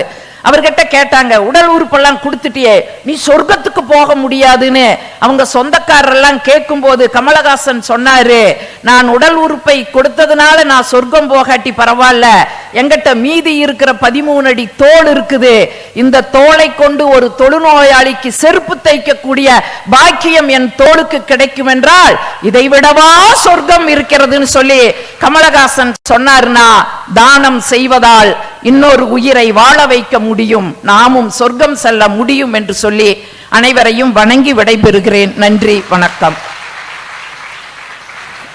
ரொம்ப விளையாட்டாக ஆரம்பிச்சு, ஆனா இன்றைக்கு மனித சமூகத்துக்கு தேவையான ஆழமான சில செய்திகளை ரொம்ப அழகா அடுக்கி சொன்னாங்க. அவங்களுக்கு நம்முடைய வாழ்த்து, பாராட்டு. இப்போ நம்முடைய நகைச்சுவை இமயம் என்று கொண்டாடப்படுகிற புலவர் திலகம் புலவர் ராமலிங்கம் ஐயா அவர்கள் உரையாற்றுவதற்கு வருகிறார். இஸ்லாத்தினுடைய மார்க்கத்தில் 5 கடமைகள், அதுல 4வது கடமை தான் தானம். பெருமானார் நபிகள் நாயகம் என்ன சொல்லுகிறார்? அந்த தானத்தை கூட தவமாக செய்ய வேண்டும் என்று தான் சொல்லுகிறார். அதை வழக்கமாக்கிக் கொள்ளுங்கள். தவம் என்பது ஒழுக்கத்தின் அடிப்படையில் வருவது, தன்னை கட்டுப்படுத்திக் கொள்வதிலே வருவது. சொல்ல போனால் தானம் மற்றவரை சார்ந்து, பிறரை சார்ந்தது, தவம் தன்னை சார்ந்தது. ஒருத்தனுக்கு ரத்தம் கொடுக்க வேண்டும் என்று ஒரு அவசர தேவைக்கு நம்ம அறிவிப்பு கொடுத்து விட்ட பிறகு கொடுக்கிறேன்னு ஒருத்தன் வந்தாலும் கூட கொடுக்க முடியாத சூழ்நிலையில் அவன் இருக்கிறான்னா மருத்துவர் மறுக்கிறார், இந்த ரத்தம் இந்த குரூப் தான், பட் இது சேராது. ஏன் தெரியுமா? உங்க ரத்தத்துல ஆல்கஹால் இருக்கிறதுனால இது இப்பொழுது எடுத்து எங்களால் பயன்படுத்த முடியாது என்று மறுக்கப்படுகிற போது அங்கதான் ஒரு மனிதன் சுய ஒழுக்கத்தில் இருந்திருந்தால் அது கூட அந்த ரத்தம் அவனுக்கு அந்த அவசர தேவைக்கு உயிர் காக்கும் மருந்தாக மாறி இருக்கும் என்றால் அதை அவன் செய்ய தவறியதனால் தான் அதுதான் தவம்னு நாங்க சொல்றோம். அதுதான் தவம். உட்கார்ந்துட்டு கண்ணை மூடிக்கிட்டு உட்காந்து இருக்கிற இடத்த விட்டு எழுந்திருக்க யாருக்கும் பயன்படாம உட்காந்துக்கிறது தவம் இல்லை. அதை எடுத்து தவம் செய்வார் தம் கருமம் செய்வார்னு திருவள்ளுவர் சொல்றார். என்னுடைய கடமைகளை நான் சரியாக செய்தாலே அதுதான் தவம். உற்ற நோய் நோன்றல் உயிர்க்கு உருகன் செய்யாமே அற்றே தவத்திற்கு உருன்னார் இல்லையா? அப்போ தானம் தவம் இரண்டும் பாதுகாக்கப்பட வேண்டிய ஒன்றுதான். நான் இப்படி சொல்ல ஆசைப்படுகிறேன். மாண்புமை நீதியரசர் அவர்களே, இயற்கையினுடைய இறைவனுடைய படைப்பிலே பல ரகசியங்கள், பல அதிசயங்கள்.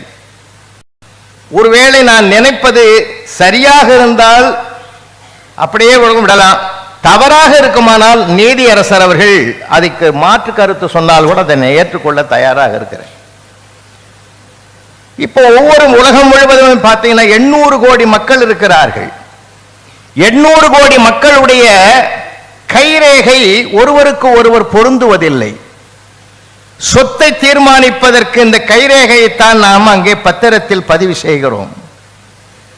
காரணம், புறம் சார்ந்த பொருள் சார்ந்த ஒன்றை ஒருவனுக்கு ஒருவன் ஏமாற்றாமல் அவரவன் பொருளை அவனவன் அனுபவிக்க வேண்டும் என்பதற்காகத்தான் இன்று பிறக்கிற குழந்தைக்கு கூட கைரேகை மாறுபட்டுத்தான் இருக்கும் என்றால், உள்ளுக்குள்ளே இருக்கிற கிட்னி ஆகட்டும், லிவர் ஆகட்டும், கல்லீராகட்டும், கணையமாகட்டும், ஹார்ட் ஆகட்டும், அத்தனை உறுப்புகளையும் ஒவ்வொரு மனிதனுக்கும் எல்லா மானுடத்துக்கும் ஒன்று போல் உள்ளே வைத்திருக்கிறானே, அந்த இறைவனுடைய ஆற்றலுடைய மகத்துவம் என்னவென்று நான் நினைக்கிறேன் தெரியுமா? ஒருவனுக்கு பழுதுபட்டால் உன் உறுப்பை கொடுத்த அவனுக்கும் உயிர் கொடு என்பதற்காகத்தான் அத்தனை உறுப்புகளையும் உள்ளுறுப்புகளையும் ஒன்றாக படைத்திருக்கிறானோ என்று கூட நான் நினைக்கிறேன். அப்படியானால் என்னுடைய கிட்னி நான் கொடுக்கணும், தானம் பண்ணணும்னு எனக்கு ஆசைதான். ஆனால் அது பழுதுபட்டிருந்தால் பயன்படாதே. அப்ப அந்த உள் உறுப்புகளை உள்நோக்கிய செயல்பாடுதான் தவம் என்றால் புறத்தே கொடுப்பது. அதனால்தான் ஈகை என்று சொன்னான். கையால் ஈகக்கூடிய அது கொடுக்கக்கூடிய ஒன்றாக புறத்தை நிகழ்கிறது. இது அகத்தை என்ன நடக்கும்னு யாருக்கும் தெரியாது சார், யாருக்கும் தெரியாது. மருத்துவர் எவ்வளவு மருத்துவ தொழிலே ஒரு தவம், சாதாரணமான விஷயம் இல்லை சார். சகிப்புத்தன்மை, பொறுமை, நிதானம், தன்னை ஆளுகின்ற ஆளுமை பண்பு, தன்னுடைய சுய கட்டுப்பாடு, இவை எல்லாம் இருந்தால்தான், இன்னும் சொல்ல போனால் இன்னொரு உயிரை தன் உயிராக நேசிக்கிற உயர்குணம் இருந்தால்தான் அந்த மருத்துவ தொழிலுக்கே செயல்பட முடியும் என்றால் அதுதான் உண்மை. இன்னைக்கு இருக்கிற நிலைமை எவ்வளவு இருக்கு? சார் கை நடுங்குது சார், குடிகாரன் வந்து நிக்கிறான், நடுங்குது, கை நிறுத்த முடியலன்றான். சொன்னார், உன் கை நடுக்கத்தையும் நிறுத்திடுறேன், குடியை நிறுத்திடுறேன், கவலைப்படாதன்னார். சார், டாக்டர் சார், கை நடுங்கிறத மட்டும் நிறுத்துங்க போதும். ஏன்னா அவனுக்கு அது தேவையை நிறுத்தக்கூடாதுங்கிறான்.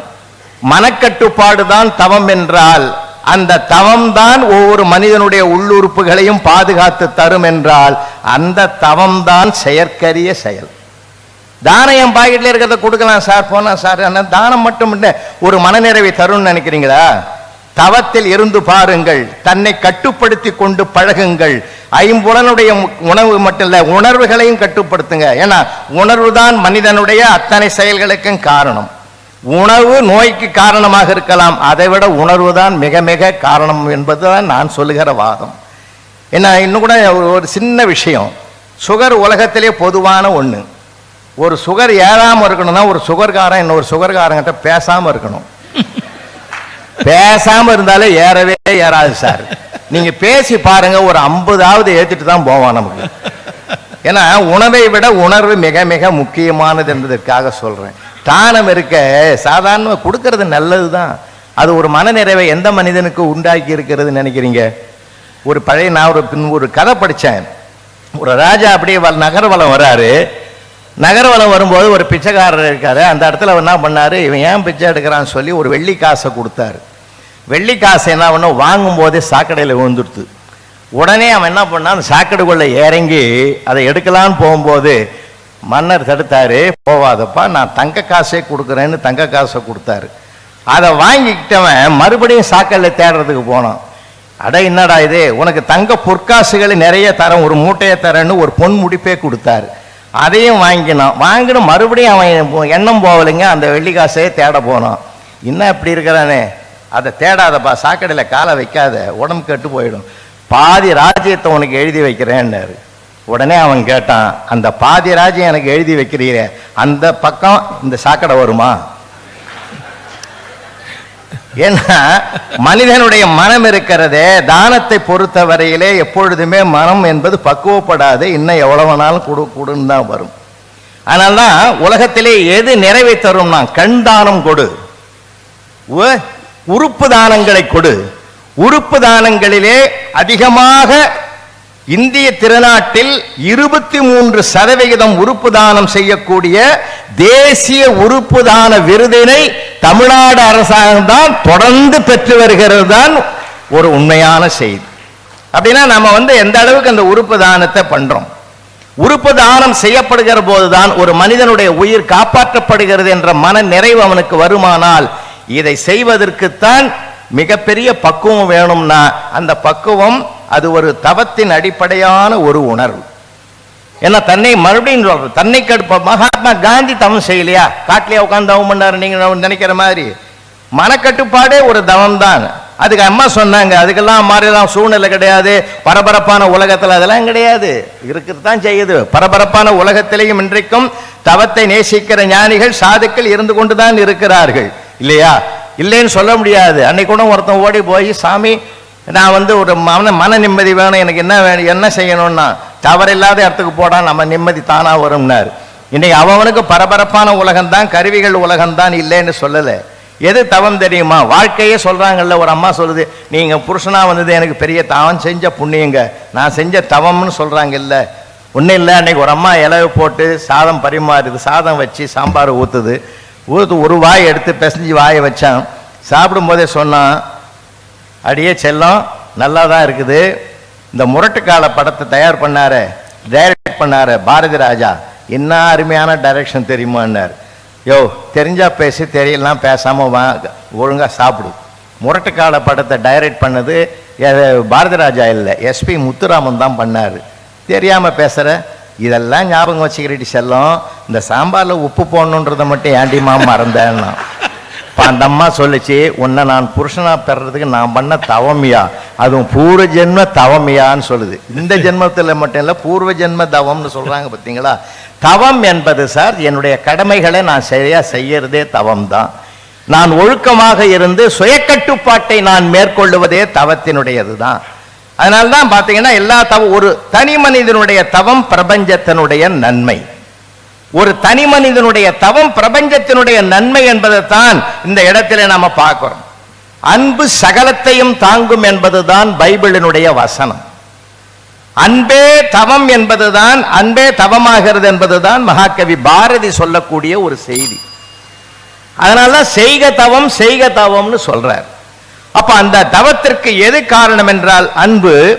தானமும் தர்மமும் தவமும் வாய்க்க பெற்றால் தான் வாழ்க்கை முழுமை என்றால், தானம் அதுக்கு ஒரு செய்யறதுக்கு ஒரு பொருள் வேணும், தர்மம் அதுக்கு ஒரு இடம் வேணும், தானத்தையும் தர்மத்தையும் வழக்கமாக்கிக் கொள்வதுதான் ஒரு மனிதனுடைய தவம் என்று மற்ற ஞானிகள் எல்லாம் எடுத்து சொல்லக்கூடிய கருத்துக்களை எல்லாம் நாம் சீர்தூக்கி பார்க்கிற போது, மாண்புமை நீதி அரசர் அவர்களே, ஒரு வாழ்க்கையில ஒன்றை சொல்லி நான் நிறைவு செய்கிறேன். ஒரு மற்ற தொழில்களை விட மருத்துவ தொழில் என்பது ஒரு உயிரை இறைவன் படைக்கிறான், அந்த உயிரை மருத்துவர் காக்கிறார், பாதுகாக்கிறார். அது கடவுளுக்கு சமமான ஒரு செயல் என்பதை, அதை ஒரு தவ வாழ்க்கையிலே அவர் நின்றால்தான் ஒரு உலகத்திலே மற்ற உயிர்களை அவரால் நேசிக்க முடியும். அவருடைய துன்பங்களையும் தன் துன்பமாக எடுத்துக்கொண்டு அதற்கு ஒரு மாற்று மருந்தை அவரால் முழுமையாக தர முடியும். மாண்புமிகு நீதியரசர் அவர்களே, இன்றைக்கு இருக்கக்கூடிய உலகம் எப்படிப்பட்டதென்றால், வருகிற பேஷண்ட்டை கூட அந்த தவ உணவோடு அவர் பாதுகாத்தாதான் முடியும். ஒன்னில்ல, ஒரு அம்மா விசான அம்மாவுக்கு சுகர் டெஸ்ட் பண்ணாங்க, இன்சுலின் கொஞ்சம் கூட ஒரு வேளை போட வேண்டியது இருக்குதுன்னாங்க. அந்த அம்மாவுக்கு கோபம் வந்துடுது. சார் என்ன சார் மருந்து போட்டு இதுவாயிடுச்சு, சாகர வரைக்கும் போடணுமா அப்படின்னு கேட்டது. டாக்டர் சொன்னார், வாழற வரைக்கும் போடுமான்னாரு. இப்போ பக்குவமான வார்த்தைகளை கூட கோபப்படாமல் குணமாக மாற்றி சொல்லக்கூடியது கூட மனக்கட்டுப்பாடு வேணும். அவரும் கோபப்பட்டான்னு வச்சுங்க, அங்க நடக்கிறதே வேற. அதனால உணர்வுகளை அடக்கி, ஏன்னா சில சமயத்துல உணர்ச்சி மேலிட்டு போச்சுன்னு உணர்வு கோபமா மாறிச்சுன்னு வச்சுங்களேன், வார்த்தைகள் தடுமாறும். இல்லை, ஆபரேஷனுக்கு பிறகு நான் எப்படி இருப்பேன் டாக்டர் ஒருத்தன் கேட்டான், நீ எப்படி இருப்ப அப்படின்னாரு. அவன் நிலைமை கொஞ்சம் யோசனை பண்ணி பாருங்க. அதனால அந்த உணர்வுகளை பக்குவப்படுத்துவது மற்றவர்களுக்கு மட்டுமல்ல, உயிர் காக்கும் செயலை கையில் வைத்துக் கொண்டிருக்கிற மருத்துவர் ஒவ்வொருவருமே தவத்தில் சிறந்தவர்களாக இருந்தால்தான் அது சாத்தியமாகும் என்பதனால் செயற்கரிய செயல் என்பது தானம் கொடுத்து விடலாம், ஆனால் கொடுப்பதற்குரிய மனதை தருகிற தவம் தான் மிகப்பெரிய செயற்கரிய செயல் என்று சொல்லி இந்த நல்ல வாய்ப்புக்கு நன்றி கூறி விடைபெறுகிறேன். வணக்கம். ரொம்ப ஈஸியா சொல்லிட்டு போயிடுறோம், தவம் ஈஸியா செஞ்சிடலாம், தானம் ஈஸியா செஞ்சிடலாம். கிடையாது, இரண்டுமே செயற்கரிய செயல்தான். ஒரு இடத்துல கண்ணை மூடிக்கிட்டு 3 நிமிஷம் உட்கார சொல்லுங்க, இன்றைய தலைமுறையால உட்கார முடியாது. ஒரு புத்தகத்தை அமைதியாக வாசிக்க சொல்லுங்கள், முடியாது. யாரேனும் பேசினால் ஒரு 2 நிமிடம் உட்கார்ந்து பொறுமையாக முழுமையாக அறிவுரையாக கேட்க சொல்லுங்கள், அவர்களால் முடியாது.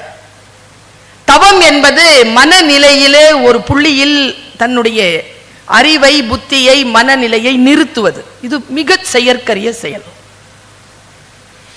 எதிரணியிலிருந்து தம்பி பிரிட்டோ பேசினார், 2 கதைகளை சொன்னார். அதான் வாசிச்ச அந்த அனுபவத்தை முழுக்க கொண்டு வந்து கொட்டினார். அந்த 2 கதைகளும் ஒன்றுக்கொன்று முரணானவை.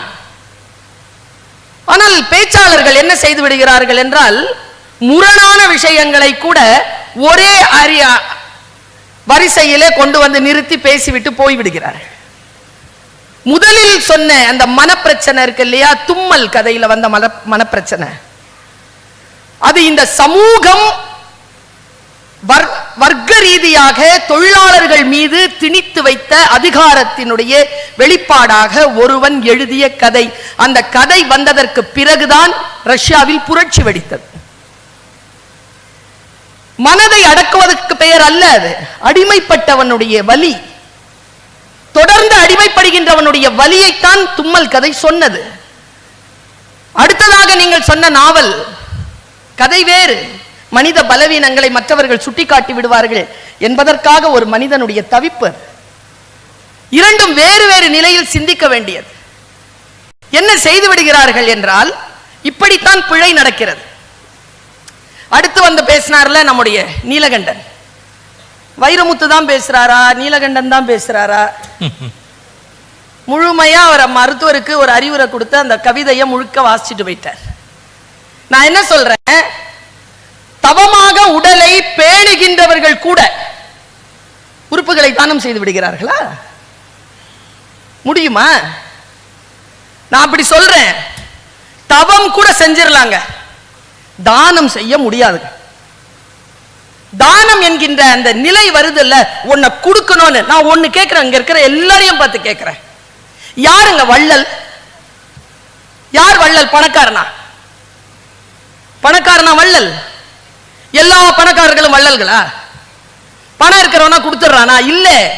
எவன் ஒருவன் மனம் படைத்திருக்கிறானோ அவன் தான் வள்ளலே தவிர பணம் படைத்தவன் இல்லை வள்ளல்.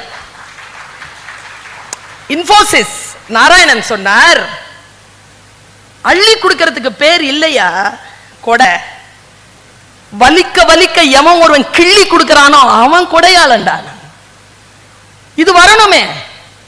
தவம் கூட உட்கார்ந்து செய்து விடலாம். ஏன்னா ஐயா நல்லா சொன்னார் புலவர், தவம் என்பது தன்னிலை குறித்தது, தானம் என்பது முன்னிலை குறித்தது. உங்களுக்காக நீங்கள் எதை வேண்டுமானாலும் செய்து கொள்ளலாம், அதுவே கஷ்டம்தான். ஆனால் அதை கூட செய்து கொண்டவர்கள் உண்டு. முன்னால் இருக்கின்றவர்களை கண்ணியப்படுத்துவதற்காக தன்னை அழித்துக் கொள்ளுகின்றவர்கள் தான் தானத்தில் சிறந்தவர்களாக இருக்கிறார்கள். அதுதான் செயற்கரிய செயலிலே சிறந்தது என்று நாங்கள் பேசுகிறோம். நபிகள் நாயகம் ஒரு வார்த்தை சொல்லுவார், நன்மை செய்வதில் முந்திக் கொள்ளுங்கள். எனக்கு எப்பவுமே புத்தகத்தை பரிசாக கொடுக்கின்றவர்களை பிடிக்கும், அதை மறைத்து மூடி கொடுக்கின்றவர்களை பிடிக்காது. நான் வாசித்தால் முன்னால் இருக்கின்றவர்களுக்கு நன்மை நடக்கும், இவர்களுக்கு ஏதேனும் சொல்லிவிட வேண்டுமே என்பதற்காக நான் என்னையே செதுக்கிக் கொள்ளுகின்ற ஒரு ஆயுதம் தான் புத்தகம். அந்த புத்தகம் என் கையில் வந்தவுடன் இது என்ன புத்தகம் என்று பார்ப்பதற்காக நான் முந்திக் கொண்டது தம்பி மனதை அடக்காத செயல் அல்ல, நன்மை செய்து கொள்வதில் முந்திக் கொள்ளுங்கள் என்று சொன்ன நபிகள் நாயகத்தினுடைய ஒரு செயல். நான் இப்படி சொல்றேன், ஒரு மன்னன் உட்கார்ந்து இருக்கான். இதை யார் சொல்றா தெரியுமா? 2 இடத்துல வருது இந்த குறிப்பு. ஒன்னு கண்ணகி சொல்றா, இன்னொன்னு முத்தொள்ளாயிரத்தில் ஒரு கவிஞன் சொல்றான். இந்த 2 வரலாற்று, ஒரு வரலாற்று குறிப்பை 2 இடத்துல பார்க்கலாம். இது என்னன்னா, ஒரு புறா பறந்து வந்துச்சு, ஒரு மன்னன் உட்கார்ந்து இருந்தான், அவன் மடியில வந்து விழுந்துருச்சு. அந்த மடியில விழுந்த அந்த புறாவை எடுத்து பார்க்கறான், அது காயப்பட்டிருக்கு. அதை தேடி பருந்து ஒண்ணு வந்துருச்சு. இது என்னுடைய இறை, எனக்கு கொடு என்று கேட்கிறது அந்த பருந்து. சிபி என்ன பண்ணா, அந்த மன்னன் பேர் சிபி சக்கரவர்த்தி, அவன் என்ன பண்ணா, உனக்கு பசிக்குது, உனக்கு சோறு தானே வேணும், இல்லை எனக்கு அந்த அந்த மாமிசம் வேண்டும். உடனே தன்னுடைய தொடையை அறுத்து புறாவுக்கு இணையா வச்சு கொடுத்துட்டான். இப்படி ஒரு குறிப்பு முத்தொள்ளாயிரத்தில் வருகிறது. தன்னுடைய சதையை அறுத்து கொடுத்தான்ல, இது என்னடான்னு கேட்கிறான். நீங்க எல்லாம் சொன்னீங்கல்ல, தானம் செய்வது என்பது தவத்தின் ஒரு பகுதி, தவத்தின் ஒரு பகுதி கிடையாது. தானம் செய்வது தவத்தின் பகுதி கிடையாது, அது வீரத்தின் பகுதி. இது கொடை வீரமா இல்லை படை வீரமான்னு கேட்கிறாங்க. அவன் உடம்ப அறுத்து கொடுக்கிறது இருக்குல்ல, உடம்ப கொடுக்கிறது இருக்குல்ல, உறுப்புகளை கொடுக்கிறது இருக்குல்ல, நீங்கள் செய்கின்ற தவத்தை விட மிக மேலான செயலாக இந்த தானம் இருக்கின்ற காரணத்தினால்தான் உறுப்பு தானத்தை பற்றி நாம் பேசிக் கொண்டிருக்கிறோம். ஒண்ணும் இல்ல, மனசு இருக்குல்ல, அது தானம் வழங்குகின்ற அந்த மனசு இருக்குல்ல, அந்த ஃப்ரீசிங் பாயிண்ட், அது கொடுக்கணும்னு ஒரு மனசு வரும், அது ஒரு நெருப்பு மாதிரி பத்தம், அது டக்குன்னு எடுத்து கொடுத்துருவாங்க. கொடுக்கவே முடியாதபடிக்காக இருக்கக்கூடிய விஷயம் கொஞ்சம் கொஞ்சமா சேர்த்து வச்சிருப்பாங்க, டக்குன்னு எடுத்து கொடுப்பாங்க. இது தவத்தை விட சிறந்த செயல் என்கிறேன் நான். இந்த மொத்தமா எடுத்து கொடுக்கிற அந்த ஃப்ரீசிங் பாயிண்ட், அந்த fraction of second இருக்குல்ல, அது என்னன்றத சொல்றேன் பாருங்க. அதை நான் பிடிச்சி வச்சு சொல்றேன்.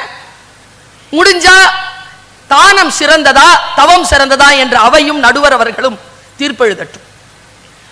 ஒரு கலவரம் நடக்குதுயா இந்த நாட்டுல. ஒரு குழந்தைய வச்சுட்டு ஒரு அம்மா ஓடுறா. அவ கிறிஸ்துவரா சீக்கியலா இந்துவா முஸ்லிமான்னு தெரியாது, பொம்பளை ஓடுறா. உடனே என்ன பண்றாங்க கலவரக்காரர்கள், அவன் கையில இருந்து பிள்ளைய பிடுங்கிட்டாங்க. பிடுங்கி நெருப்புல போட்டாங்க. இந்த தாய் முன்னாலேயே போட்டாங்க. தாய் ஸ்தம்பிச்சிட்டா, மூளை ஸ்தம்பிச்சிருச்சு. ஸ்தம்பிச்சு பைத்தியமாயிட்டு உட்கார்ந்துருக்கா கேம்ப்ல. நான் நேரடியாக அனுபவித்த விஷயம் இது. கேம்ப்ல உட்கார்ந்துருக்கா.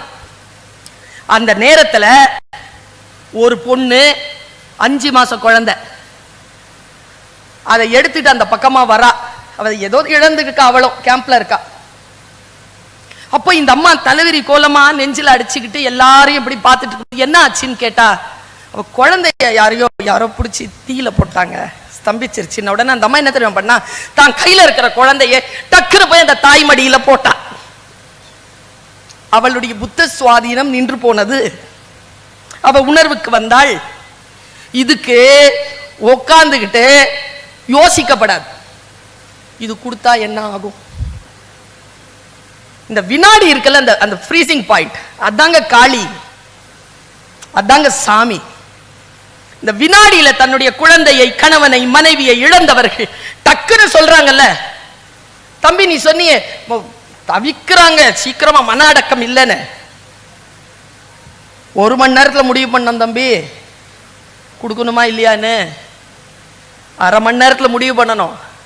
இந்த துக்கம் தாழாமல் இருக்கின்ற அந்த நேரத்தில் கூட துக்கத்தை ஒரு புறம் வைத்துவிட்டு, என் பிள்ளைகளுடைய உறுப்பை யாருக்கு வேண்டுமானாலும் தானம் செய்யுங்கள், அவன் இந்த உறுப்புகளின் மூலமாவது இந்த உலகத்தில் உயிரோடு இருக்கட்டும் என்று தான் பெற்றெடுத்து வளர்த்த பிள்ளையினுடைய உடலை அறுத்து கொடுக்கிறாள். செயற்கரிய செயல். ஒன்றை செய்ய வேண்டும் என்றால், நான் ஒண்ணு சொல்லட்டுமா, இந்த உறுப்பு தானத்திலே சீனியர் ஒருத்தர் இருக்கிறார், நம்ம புராணத்துல இருக்கிறார், திண்ணப்பன்னு சொல்ற கண்ணப்பன். சாமி கண்ணுல அந்த ரத்தம் வருதுன்ன உடனே கண்ணை அப்பி கொடுத்தானே, இந்த பக்கத்துல இருந்து வருது கண்ணீர், செந்நீரா வருது. உடனே இன்னொரு கண்ணை எடுக்க போனாம் பாருங்க, அந்த மனம்தான் தான மனம். ஒன்ன கொடுக்கிறது இல்ல, கொடுத்ததுக்கு அப்புறமாவும் கொடுக்கிறது இருக்குல்ல, அது இங்குதான் சாத்தியமாகும். நீங்கள் என்ன வேண்டுமானாலும் தவம் செய்து கொள்ளுங்கள், அது உங்களுக்கானது. ஆனால் எப்பொழுது அது சமூகத்திற்கு பயன்படும் என்றால், இந்த தான மனம் வருகின்ற பொழுதுதான் அது பயன்படும். தவச்சீலர்களையும் உயிரோடு வைத்திருப்பது தானம் கையில் கொண்டிருக்கின்றவர்களுடைய மனநிலைதான் என்பதனை நீங்கள் மறந்துவிடக் கூடாது. தவச்சீலர்கள் எப்படி வாழ்கிறார்கள்? படிக்கிறோம், ஐயா படித்தவர், நான் படித்தவள். புத்தனுக்கு புத்தனால் பெருமை இல்லை, அசோகனால் தான் பெருமை. அசோகன் என்கின்ற சக்கரவர்த்தி என்ற ஒன்று இல்லை என்றால் புத்தம் இந்த மண்ணில் கிடையாது. செலவழிக்கிறாங்க இல்லையா பணம். இந்த தம்பி வந்தவுடனே இப்போதான் முளை விடுது. ஐயா வாங்குற கவர்ல அவர் தொட்ட உடனே எவ்வளவு காசுன்னு அவர் சொல்லிடுவாரா? எத்தனை குழந்தைகளை படிக்க வைக்கிறார் தெரியுமா? அவரு எவ்வளவு தானம் செய்கிறார் தெரியுமா? நல்லாசிரியர் விருது பெற்றவர். பணத்தை எண்ணாமல் அந்த கவரை அப்படியே குழந்தைகளினுடைய ஃபீஸ்க்காக கொடுக்கிற ஆளை பார்த்து கையில பார்த்த உடனே சொல்லிடுவாராம் எவ்வளவு. எப்படி இருக்கு பாருங்க. தவம் அப்படித்தான் பேசும். தானம், தவம் மூளை சம்பந்தப்பட்டது, தானம் மனம் சம்பந்தப்பட்டது. அது மனசுங்க. அது அந்த மனசை நீங்க எந்த உறுப்பினாலும் காட்டவே முடியாது. இதயத்தால் சிந்தியுங்கள், இதயத்தால் சிந்தியுங்கள். இதயம் என்ன சிந்திக்கக்கூடிய உறுப்பா? அது மூளையில் தான் சிந்திக்கிறோம். இதயம் என்கின்ற ஒன்றை ஏன் வைத்திருக்கிறார்கள்? இப்படி ஹார்ட்டை காட்டுறீங்களா என்னத்துக்கு? அதுல என்ன இருக்கு? நான் இன்னொரு சொல்லவா? அது ஸ்தூலம், இது சூட்சுமம், இது வர்ச்சுவல், அது பிசிக்கல். நீங்கள் என்ன வேண்டுமானாலும் செய்து கொள்ளுங்கள். உங்கள் தவத்தினால் பயன் எது என்றால், தானத்தில் நீங்கள் சிறந்தவர்களாக இல்லை என்றால் நீங்கள் செய்த தவத்தினால் பலன் கிடையாது என்பதுதான் இன்றைக்கு நாம் அறிந்திருக்கக்கூடிய பேருண்மை. 2 வார்த்தையை சொல்றார் வள்ளுவர். தானமும் தவமும் இரண்டும் தங்கா வியனுலகம் வானம் வழங்காதெனின். அது ஏன் தவமும் தானமும் சொல்ல? வானம்ங்கிற சொல்லுக்காகவா? கிடையாது. எது முன்னிலைப்படுத்த வேண்டும்? இந்த உலகம் வாழ்கிறது என்றால் நல்லோர் ஒருவர் உளரேல் அவர் பொருட்டு எல்லோருக்கும் பெய்யுமாம் மழை. அந்த ஒருவர் இருக்கார் இல்லையா, கொடுக்க கொடுக்கக்கூடிய குணம் இருக்கிறவங்க, அம்மா மனசு இருக்குல்ல, தாய் மனசு இருக்கு இல்லையா, செயற்கரிய செய்வர் பெரியர் சிறியர் செயற்கரிய செய்யலாதா, சிறியவர்களால் அதை செய்யவே முடியாது. பாருங்களேன், உலகத்திலேயே வள்ளல் பேர் கொண்ட ஒரு ஆளு, இத சொல்லி நான் நிறைவு செய்யறையா, பேரே வள்ளலார். அவர் சொல்றாருங்க, இந்த உலகத்திலேயே பசி அப்படிங்கிற ஒரு விஷயம் இல்லாம இருக்கணும்ங்கிறதுனால ஒரு அடுப்பு பத்த வச்சாம் பாருங்க அந்த மனுஷன். இன்னைக்கும் எரிஞ்சுக்கிட்டு இருக்கேங்க, இன்னைக்கும் வெந்துகிட்டு இருக்கேன் அதுல சோறு. நான் ஒண்ணு சொல்லட்டுமா, உலகத்திலே எது சிறந்ததுன்னு சொல்லட்டுமா? தானம் தாங்க சிறந்தது. நான் அந்த பக்கம் பேசியிருந்தா கூட இவ்வளவு முழுமையா பேசியிருந்திருக்க மாட்டேங்க. ஏன் தெரியுமா? சாவு வீடு இருக்கு இல்லைங்க, சாவு வீடு, செத்து போறாங்கல்ல, ஐயோ அம்மான்னு அடிச்சுக்கிட்டு இருக்கிற வீட்டுல கூட ஒருத்தன் யோசிப்பாங்க வந்திருக்கிறவங்களுக்கு டீ காப்பி கொடுக்கணுமான்னு. அதாங்க நம்ம வாழ்க்கையினுடைய பண்பாடு. போய் உட்காந்துக்கிறது இல்ல, அவருக்கு சொர்க்கம் கிடைக்கணும்னு சொல்லிட்டு பிரேயர் பண்றது. அதனால் தான் அன்னை தெரசா சொன்னார், ஹெல்பிங் ஹேண்ட்ஸ் ஆர் மோர் தேன் பிரேயிங் ஹார்ட்ஸ். தியானம் செய்கின்ற, பிரேயர் செய்கின்ற இதயங்களை விட சிறந்தது உதவி செய்கின்ற கரங்கள் என்று சொன்னார் அன்னை தெரசா. உதவி செய்யற கொடுக்கிற கரங்கள் இருக்கல்ல, இது பெருசுங்கிற நான். அதனால் தான் வாங்குகின்றவர்கள் கரம் கீழேயும் கொடுக்கின்றவர்கள் கரம் மேலேயும் இருக்கிறது. தவம் செய்கின்றவர்கள் வாங்கிக் கொள்கிறார்கள், வரம் பெற்றவர்கள் கொடுத்து கொண்டிருக்கிறார்கள். நான் இப்படி சொல்லுகிறேன், வள்ளலார் சொன்னார், வாளால் மகவறிந்து ஊட்ட வல்லேன் அல்லேன், மாது சொன்ன சுழால் இளமை துறக்க வல்லேன் அல்லேன், 4 திங்களில் கண் இகழ்ந்த அப்ப வல்லேன் அல்லேன்கிறார்ல. நான் தவச்சீலன் தான், தவம் செய்கிறேன், இறைவனை நாடுகிறேன், இறைவனை போய் சேர்வதற்கான சூட்சுமம் அறிகிறேன், சித்தி பெற்றிருக்கிறேன். இருந்தாலும் இவர்களெல்லாம் செய்யக்கூடிய அந்த தானம் என்கின்ற விஷயத்தை என்னால் செய்துவிட முடியாதையா என்று வள்ளலார் அவர்களே சொல்லுகின்ற காரணத்தினால், எவ்வளவுதான் நீங்க தவம் பண்ணிக்கங்க, உங்களால முடியாது. தானம் பண்ண நினைச்சீங்கன்னா முடியும். மனம் வெளுக்க சாம்பல் இல்லைங்கிறான் பாரதி. துணி வெளுக்க சாம்பல் உண்டு எங்கள் முத்து மாரியம்மா, எங்கள் முத்து மாறி, மனம் வெளுக்க சாம்பல் இல்லை எங்கள் முத்து மாரியம்மா, எங்கள் முத்து. நீங்கள் செயற்கரிய செயலை செய்யவே முடியாது. தவம் செய்வது என்பது இன்றைய காலகட்டத்தில் செயற்கரிய செயலாக இருந்தாலும் வாய்ப்பான வாழ்க்கை வாய்த்திருப்பது தானம் செய்கின்றவர்களுக்காகத்தான். தானம்தான் இன்றைய வாழ்க்கையில் செயற்கரிய செயலாக இருக்கிறது. இந்த பரப்புரையை நாம் உலகமெங்கும் பரப்புவோம், இருப்பதை அடுத்தவர்களிடத்தில் பகிர்ந்து கொள்ளுவோம். உடல் இறந்துபட்டதற்கு பிறகு அது 4 பேருக்கு நன்மை கொடுக்கின்ற வகையில் மண்ணிற்கும் நெருப்பிற்கும் போகாமல் மனிதர்களுக்கு பயன்படக்கூடிய வாழ்க்கையை அவர்களுக்கு சொல்லித் தருவோம். அந்த தானம்தான் செயற்கரிய செயல் என்று சொல்லி வாய்ப்பளித்தமைக்கு நன்றி பாராட்டி இடம் சாருகிறேன். நன்றி, வணக்கம். பேச்சு கொடுக்கறத பத்தி திருவள்ளுவர் சொன்ன மாதிரி ஒரு வார்த்தை நினைச்சு கூட நீங்க பார்க்க முடியாது. கொடுக்கறதுல சந்தோஷம் இருக்குன்னு சொன்னார் சார். யாருக்காவது இருக்குமா?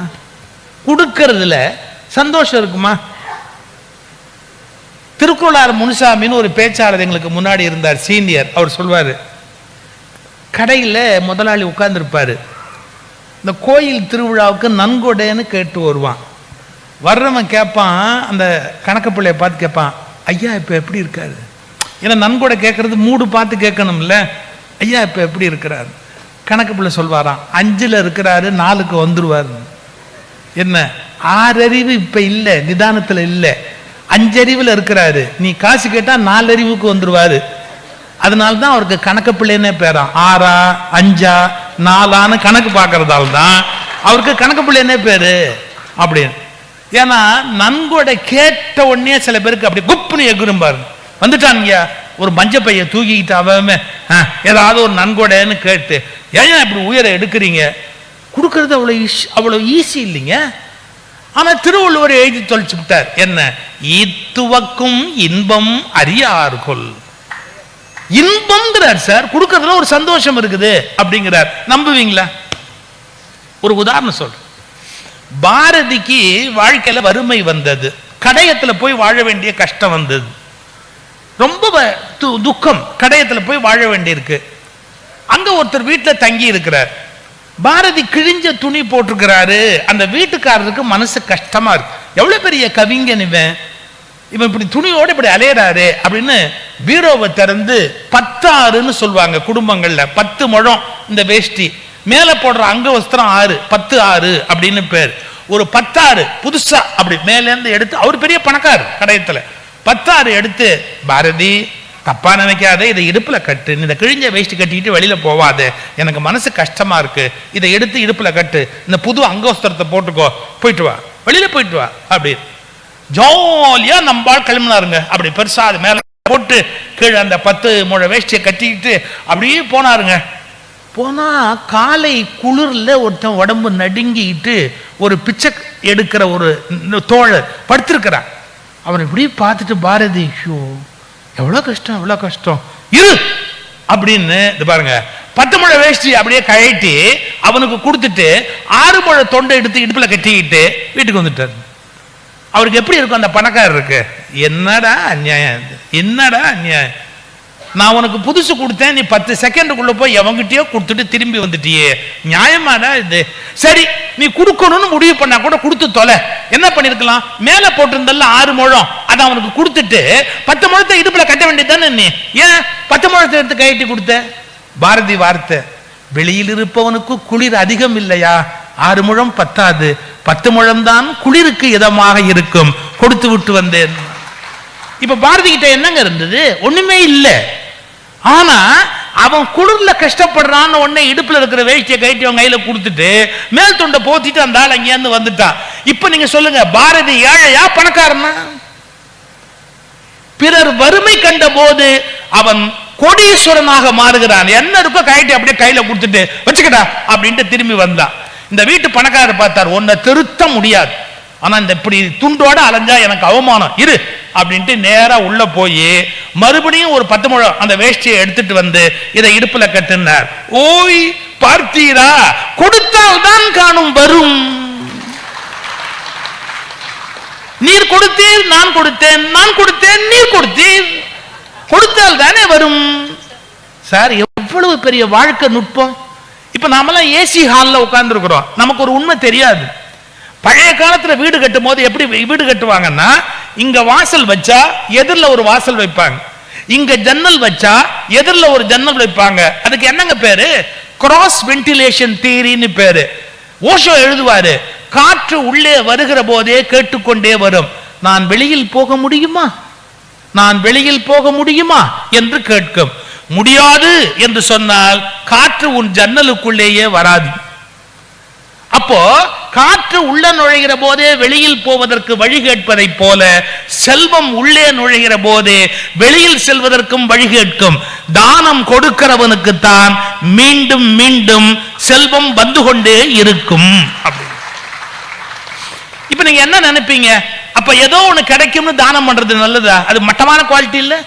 ஏதோ ஒண்ணு நமக்கு கிடைக்கும் அப்படின்னு தானம் பண்ணா பாரதி நினைச்சாரா புது வேஷ்டி கிடைக்கும்னு?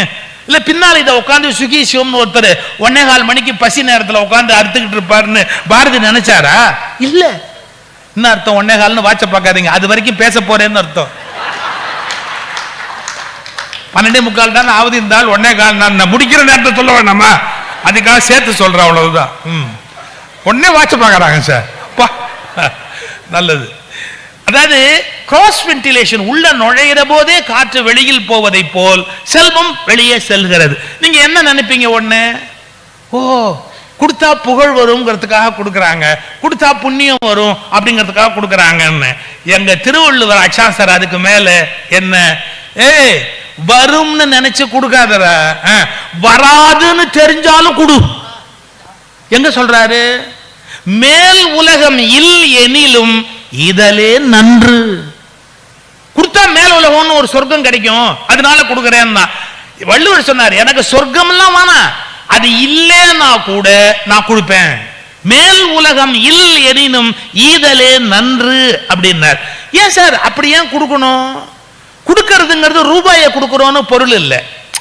ஒரு ஜென் மாஸ்டர், ஒரு மிகப்பெரிய ஞானி வாழ்ந்தாரு. அவர் யாரை பார்த்தாலும் ஒரு கொனஸ்ட பண்ணுவார். யாராவது வந்து நின்ன உடனே ஒரு காசு கொடு, ஒரு காசு கொடு எல்லாம் கேட்டான். பைத்தியமே, யாராவது ஒரு காசு கேட்பாங்களா உலகத்துல? என்ன இப்படி முட்டாள்தனம் பண்ற? கேட்கவே மாட்டார். யாரை பார்த்தா ஒரு காசு கொடு, ஒரு காசு கொடு. அவர் சிஷ்யர்கள்லாம் பெரும் பணக்காரங்க. உனக்கு என்ன வேணுமோ நாங்க தரோம், எவ்வளவு லட்சம் வேணுமோ நாங்க தரோம். இந்த வர்றவன் போறவன்ட்டெல்லாம் ஒரு காசு கேட்காத. ஏன் இப்படி கேட்கிற? பதிலும் சொல்லல. அவருக்கு மரண படுக்கையில் இருந்தாருங்க. அப்ப சிஷ்யர்கள்லாம் அழுதுகிட்டே கேட்டாங்க, உனக்கு பணமே தேவையில்லை, கொடுக்க நாங்க தயாரா இருந்தோம். அப்படி இருக்கும் போது வர்றவன் போறன்ட்ட ஒரு காசு கொடு, ஒரு காசு கொடுன்னு கேட்டியே, ஏன் அப்படின்னு. அந்த ஜென் குரு சொன்னார், ஒரு காசு கொடுன்னு கேட்கறது ஏன் தெரியுமா? ஒருவன் கொடுக்க தொடங்கினால்தான் அவனது ஆணவம் மறைந்து அவனுக்குள் ஞானம் பிறக்க தொடங்கும். எப்படி? அவனுக்கு ஒரு பற்று இருக்குல்ல, பொருட்பற்று, ஒரு பற்று இருக்குல்ல, அதுல ஒரு இறுக்கம் இருக்குல்ல. ஒரு காசு கொடுக்குறேன் அப்படின்னா என்ன அர்த்தம்? அதுல இருந்து அவன் விலக ஆரம்பிக்கிறான். இது என்னது இல்ல, நான் கொடுக்க தயாரா இருக்கிறேன் அப்படின்னு. ஒரு மனிதன் ஞானம் அடைய வேண்டும் என்றால் கொடுக்கிற பழக்கம் இருந்தால் மட்டும்தான் அவன் ஞானம் அடைய முடியும் என்று நிரூபித்தார். நீங்க தமிழ்நாட்டு இலக்கியங்கள்ல ஒரு ஆச்சரியம் இருக்குங்க. வடநாட்டு இலக்கியங்கள் கர்ணனை ஹீரோவா சொல்லல. வடநாட்டு இலக்கியங்கள் கர்ணனை வில்லனா படம் பிடிச்சாங்க. துஷ்ட சதுஷ்டர்கள் அப்படின்னு வடநாட்டு இலக்கியங்கள் கர்ணனை ஒரு வில்லனா வச்சாங்க. தமிழ்நாட்டுல கர்ணன் எவ்வளவு பெரிய ஹீரோ தெரியுமா? சிவாஜி கணேசன் கர்ணன் ஒரு படம் நடிக்கிறது. அப்ப சிவாஜி கணேசன் அதுல கர்ணனா ஹீரோவா நடிக்கிறார்னா தமிழ்நாட்டோட மைண்ட் செட் என்னன்னு கேட்டீங்கன்னா, நமக்கு கர்ணன் வில்லன் இல்ல, ஹீரோ. நீங்க யோசிக்கிறீங்க அது என்னன்னா, எப்பவுமே இப்படிதான். இந்தியால எல்லாரும் ஒண்ணு நினைச்சா தமிழ்நாடு மட்டும் தனியா ஒண்ணு நினைப்பமே ஒழிய, நீ என்னடா சொல்றது, நீ ஹீரோனா வில்லன், நீ வில்லன்னா ஹீரோ. அதுதான் எங்க தமிழை இயல்பு. பாருங்க, நார்த் இந்தியா முழுக்க கர்ணன் வில்லன், சவுத் இந்தியால மட்டும் கர்ணன் ஹீரோ. கர்ணமோட்சம், கர்ணமோட்சம் கதை சொல்றது பெரிய விஷயம் ஒண்ணு இல்ல. அந்த கர்ணன் கிட்ட கிருஷ்ணன் கடைசியா வர்றான். ஏன்னா என்ன அம்பு போட்டு சாகவே இல்லை, என்ன அம்பு போட்டாலும் சாக மாட்டேங்கிறான்.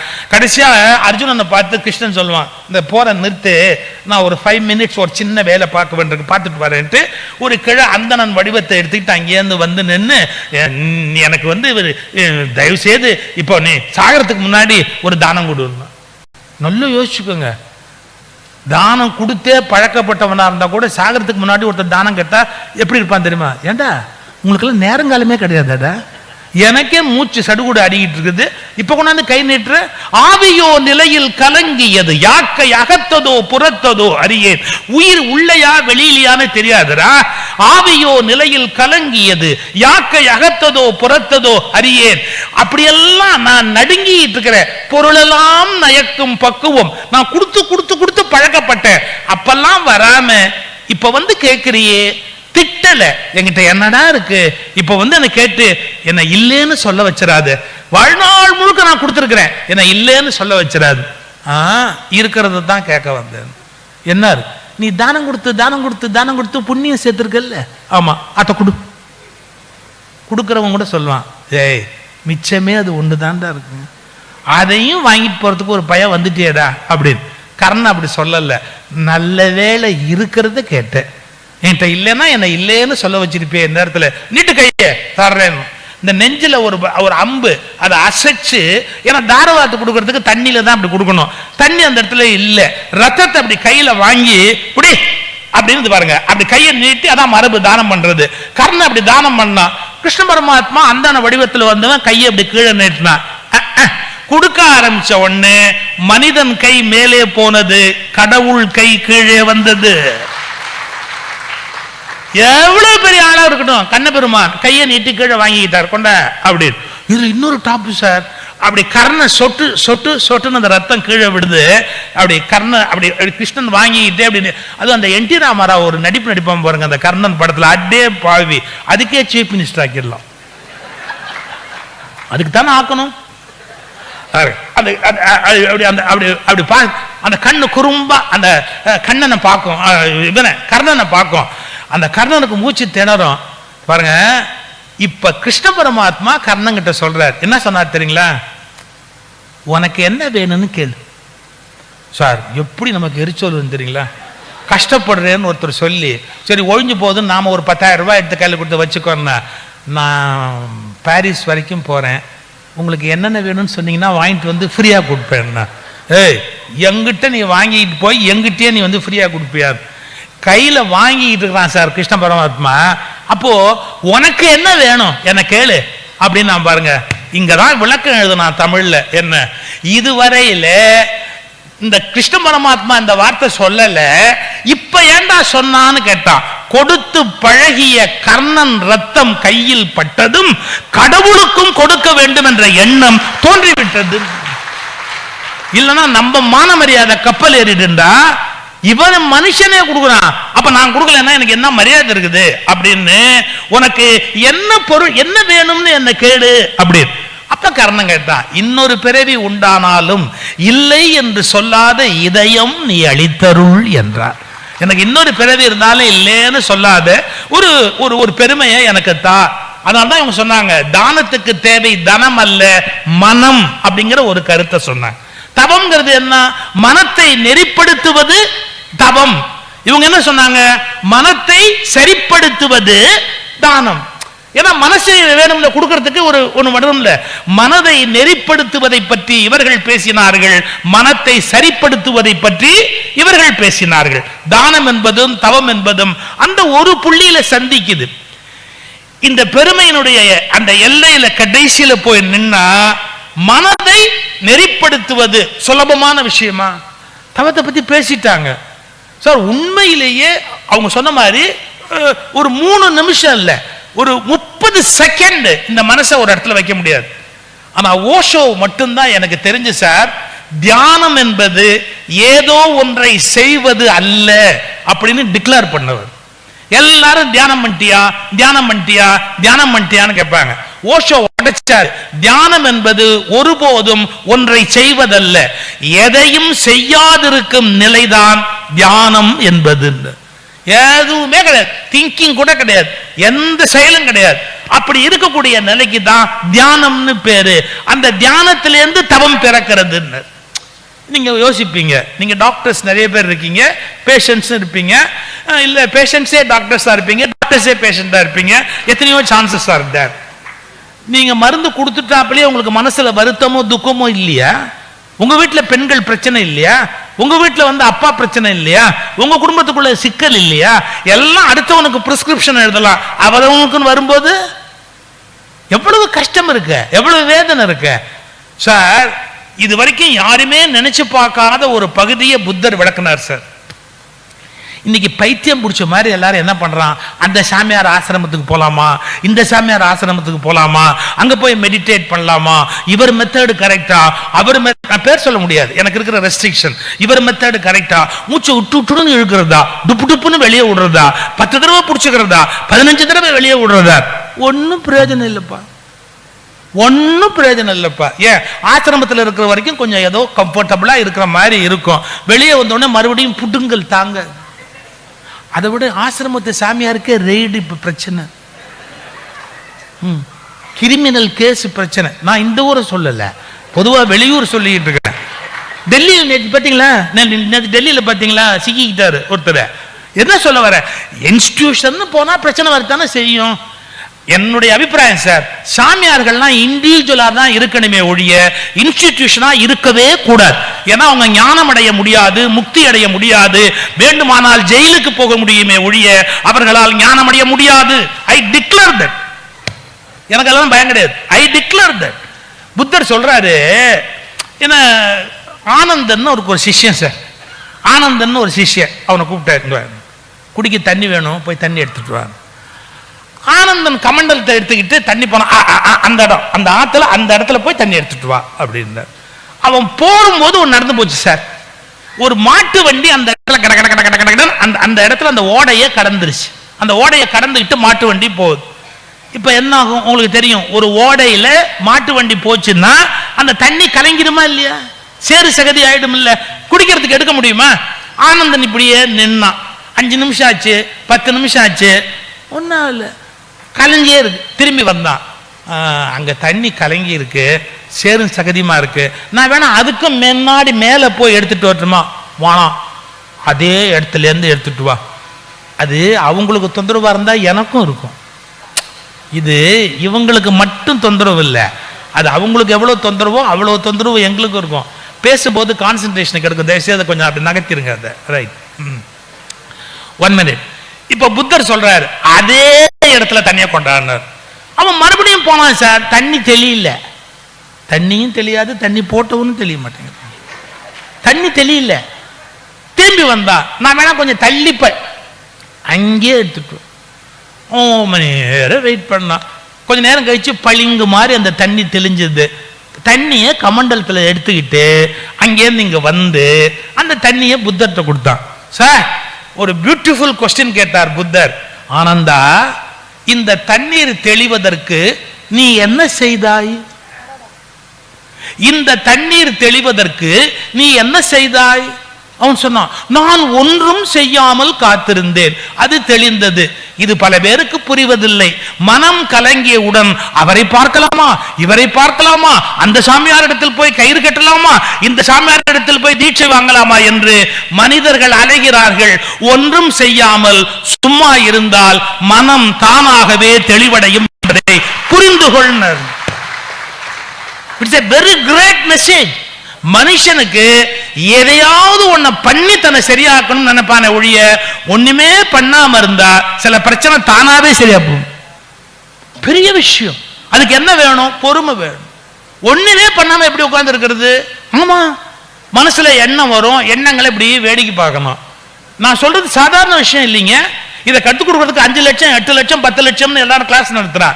சில சமயத்துல எண்ணங்கள் வரும்போது எண்ணங்களுக்கு பின்னால போகாம எண்ணங்களை வேடிக்கை பார்க்கணும். எண்ணங்கள் எங்க போகுது அப்படின்னு வேடிக்கை பார்க்கணும். அதுதான் தவம். தவங்கிறது ஏதோ ஒண்ணு செய்வதல்ல, ஏதும் செய்யாதிருத்தல் அப்படின்னு ஒரு பியூட்டிஃபுல் டெஃபினேஷனை புத்தர் நமக்கு வழங்குகிறார். சரி, இப்ப நம்ம ஒரு முடிவுக்கு வருவோம். செயற்கரிய செயல் அப்படின்னு கேட்டாங்க. கொஞ்சம் உறுப்பு தானத்தை பத்தியும் 2 கட்சியுமே நல்ல செய்திகளை சொன்னாங்க. நான் ஒரே ஒரு உண்மையை அந்த இடத்துல விளக்கிடுறேன். நிறைய சமயங்களில் இருக்கிற சாஸ்திரங்கள் உறுப்பு தானத்துக்கு விரோதமாக இருக்கிறது. I have read so many literatures.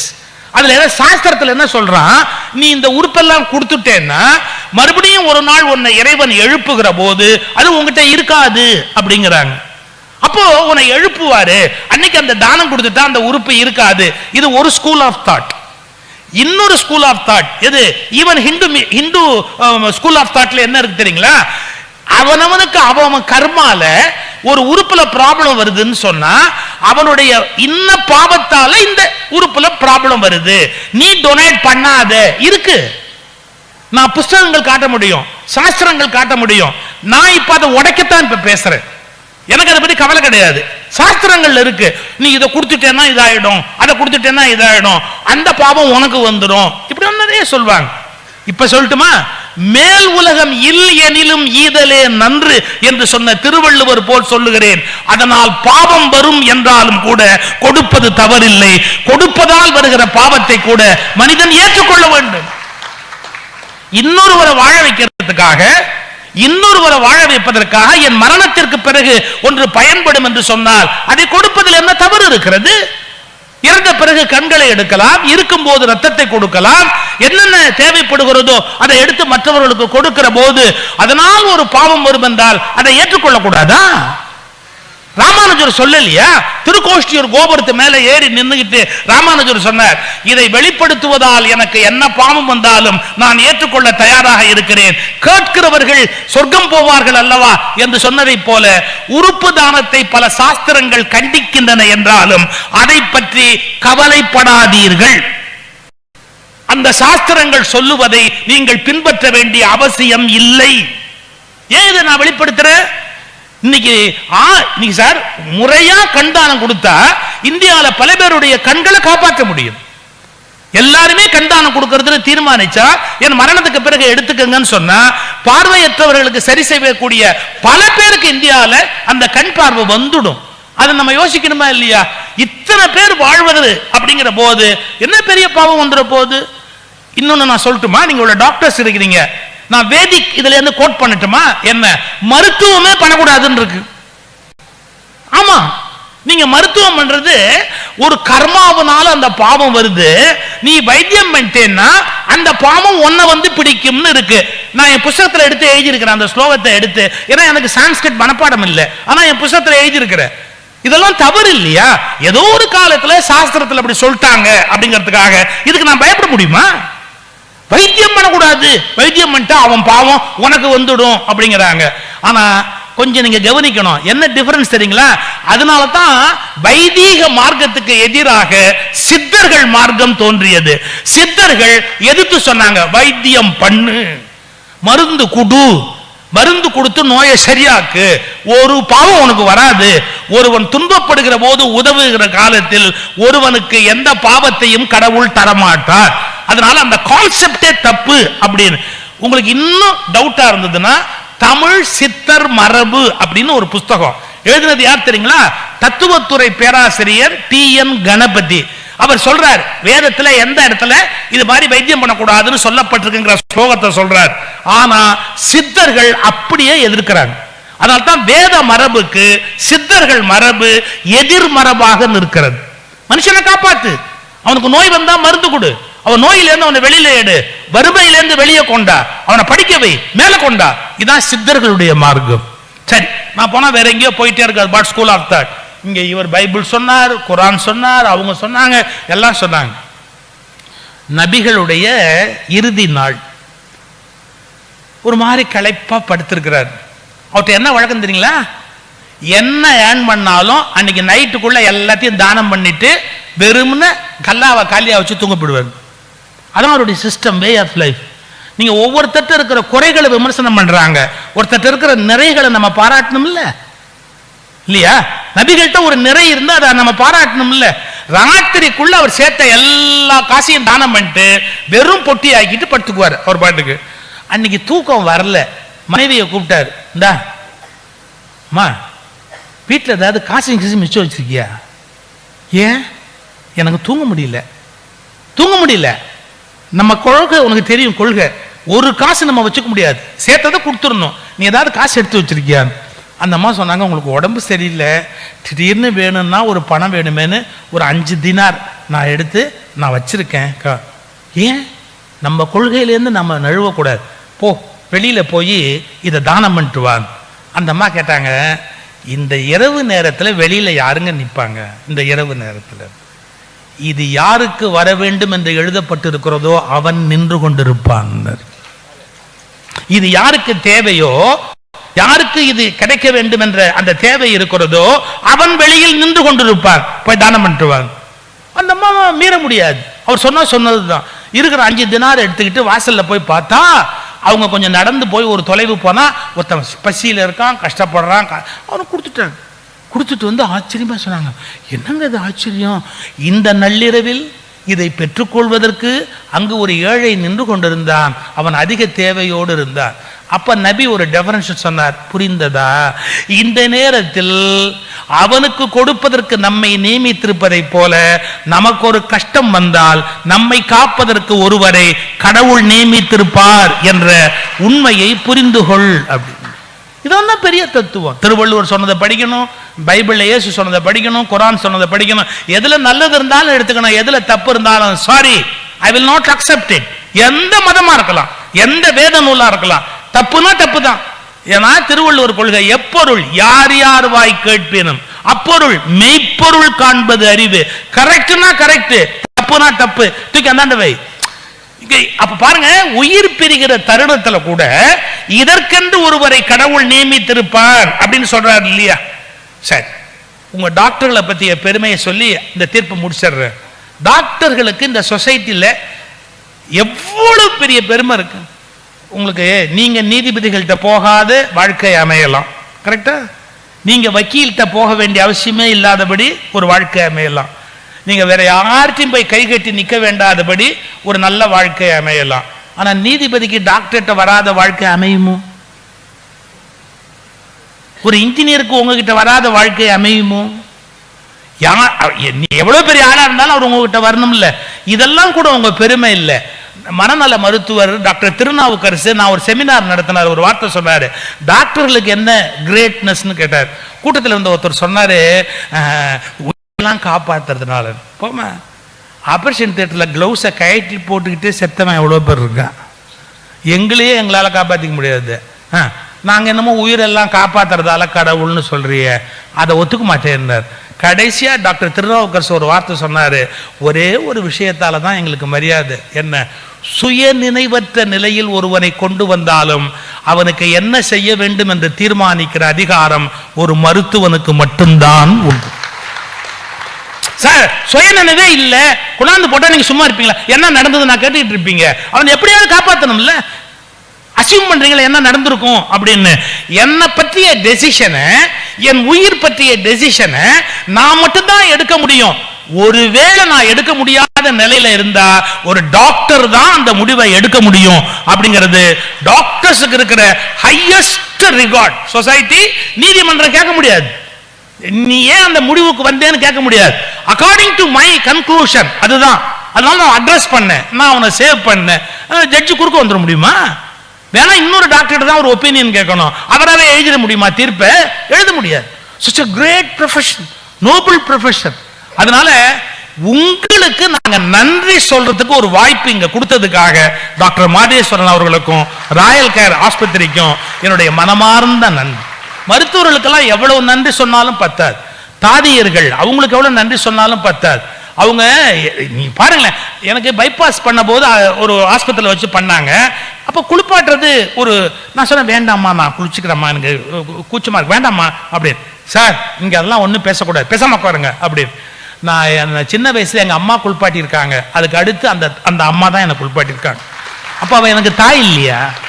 என் தாய்க்கு நான் என்ன வணக்கம் சொல்லுவனோ அந்த வணக்கத்தை ஒரு தாதி இருக்குன்னு நான் சொல்ல கடமைப்பட்டிருக்கிறதா இல்லையா? வேற யார் கிடைப்பா இந்த உலகத்துல? அதனால் அப்பேற்பட்ட ஒப்பற்ற சேவைகளை நீங்கள் செய்து கொண்டிருக்கிறீர்கள். நீங்கள் இதே பாராட்டினா போயிட்டே இருக்கணும். இப்ப தனமா தானம், அந்த தவமா தானமான்னு ஒரு முடிவு சொல்றதா இருந்தா, தவத்தில் எல்லா சிறப்பும் இருக்கிறது. ஆனாலும் தவம் நம் நன்மை பொருட்டு நாம் செய்வதாக இருக்கிறது. ஆனால் தானத்தில் தன்னை இழந்து இன்னொருவருக்கு நன்மை செய்வதற்காக செய்ய வேண்டியிருக்கிறது. பெர்னாட் ஷா ஒரு வார்த்தை எழுதினாரு, அது அவருக்கு முன்னாடி புத்தர் எழுதினாரு. ஒரே வரி பாருங்க, உலகத்தில் நல்லவன் யார், உலகத்தில் கெட்டவன் யார்? இதுக்கு மேற்கோள் எல்லாம் காட்டல. புத்தர் ஒரே ஒரு வார்த்தை சொன்னார், என்ன? பிறரை பற்றிய அக்கறை உடையவன் நல்லவன், பிறரை பற்றிய அக்கறை இல்லாதவன் கெட்டவன். ரெண்டே வரி. அப்படி பார்த்தா தானத்தில் பிறர் பற்றிய அக்கறை இருக்கிறது, தவத்தில் தன்னை பற்றிய அக்கறை இருக்கிறது. நான் தவம் பண்ணா எனக்கு பவர் வரும், நான் தவம் பண்ணா எனக்கு ஒளி வரும். தவத்தில் தன்னை பற்றிய அக்கறை மட்டுமே இருக்கிறது, தானத்தில் பிறரை பற்றிய அக்கறையும் இருப்பதால் செயற்கரிய செயல் தானமே என்பதை தீர்ப்பாக சொல்லி இந்த நல்ல வாய்ப்பை எங்களுக்கு வழங்கியமைக்காக நன்றி பாராட்டி இந்த உரையை இந்த அளவில் நிறைவு செய்கிறேன். நன்றி, வணக்கம்.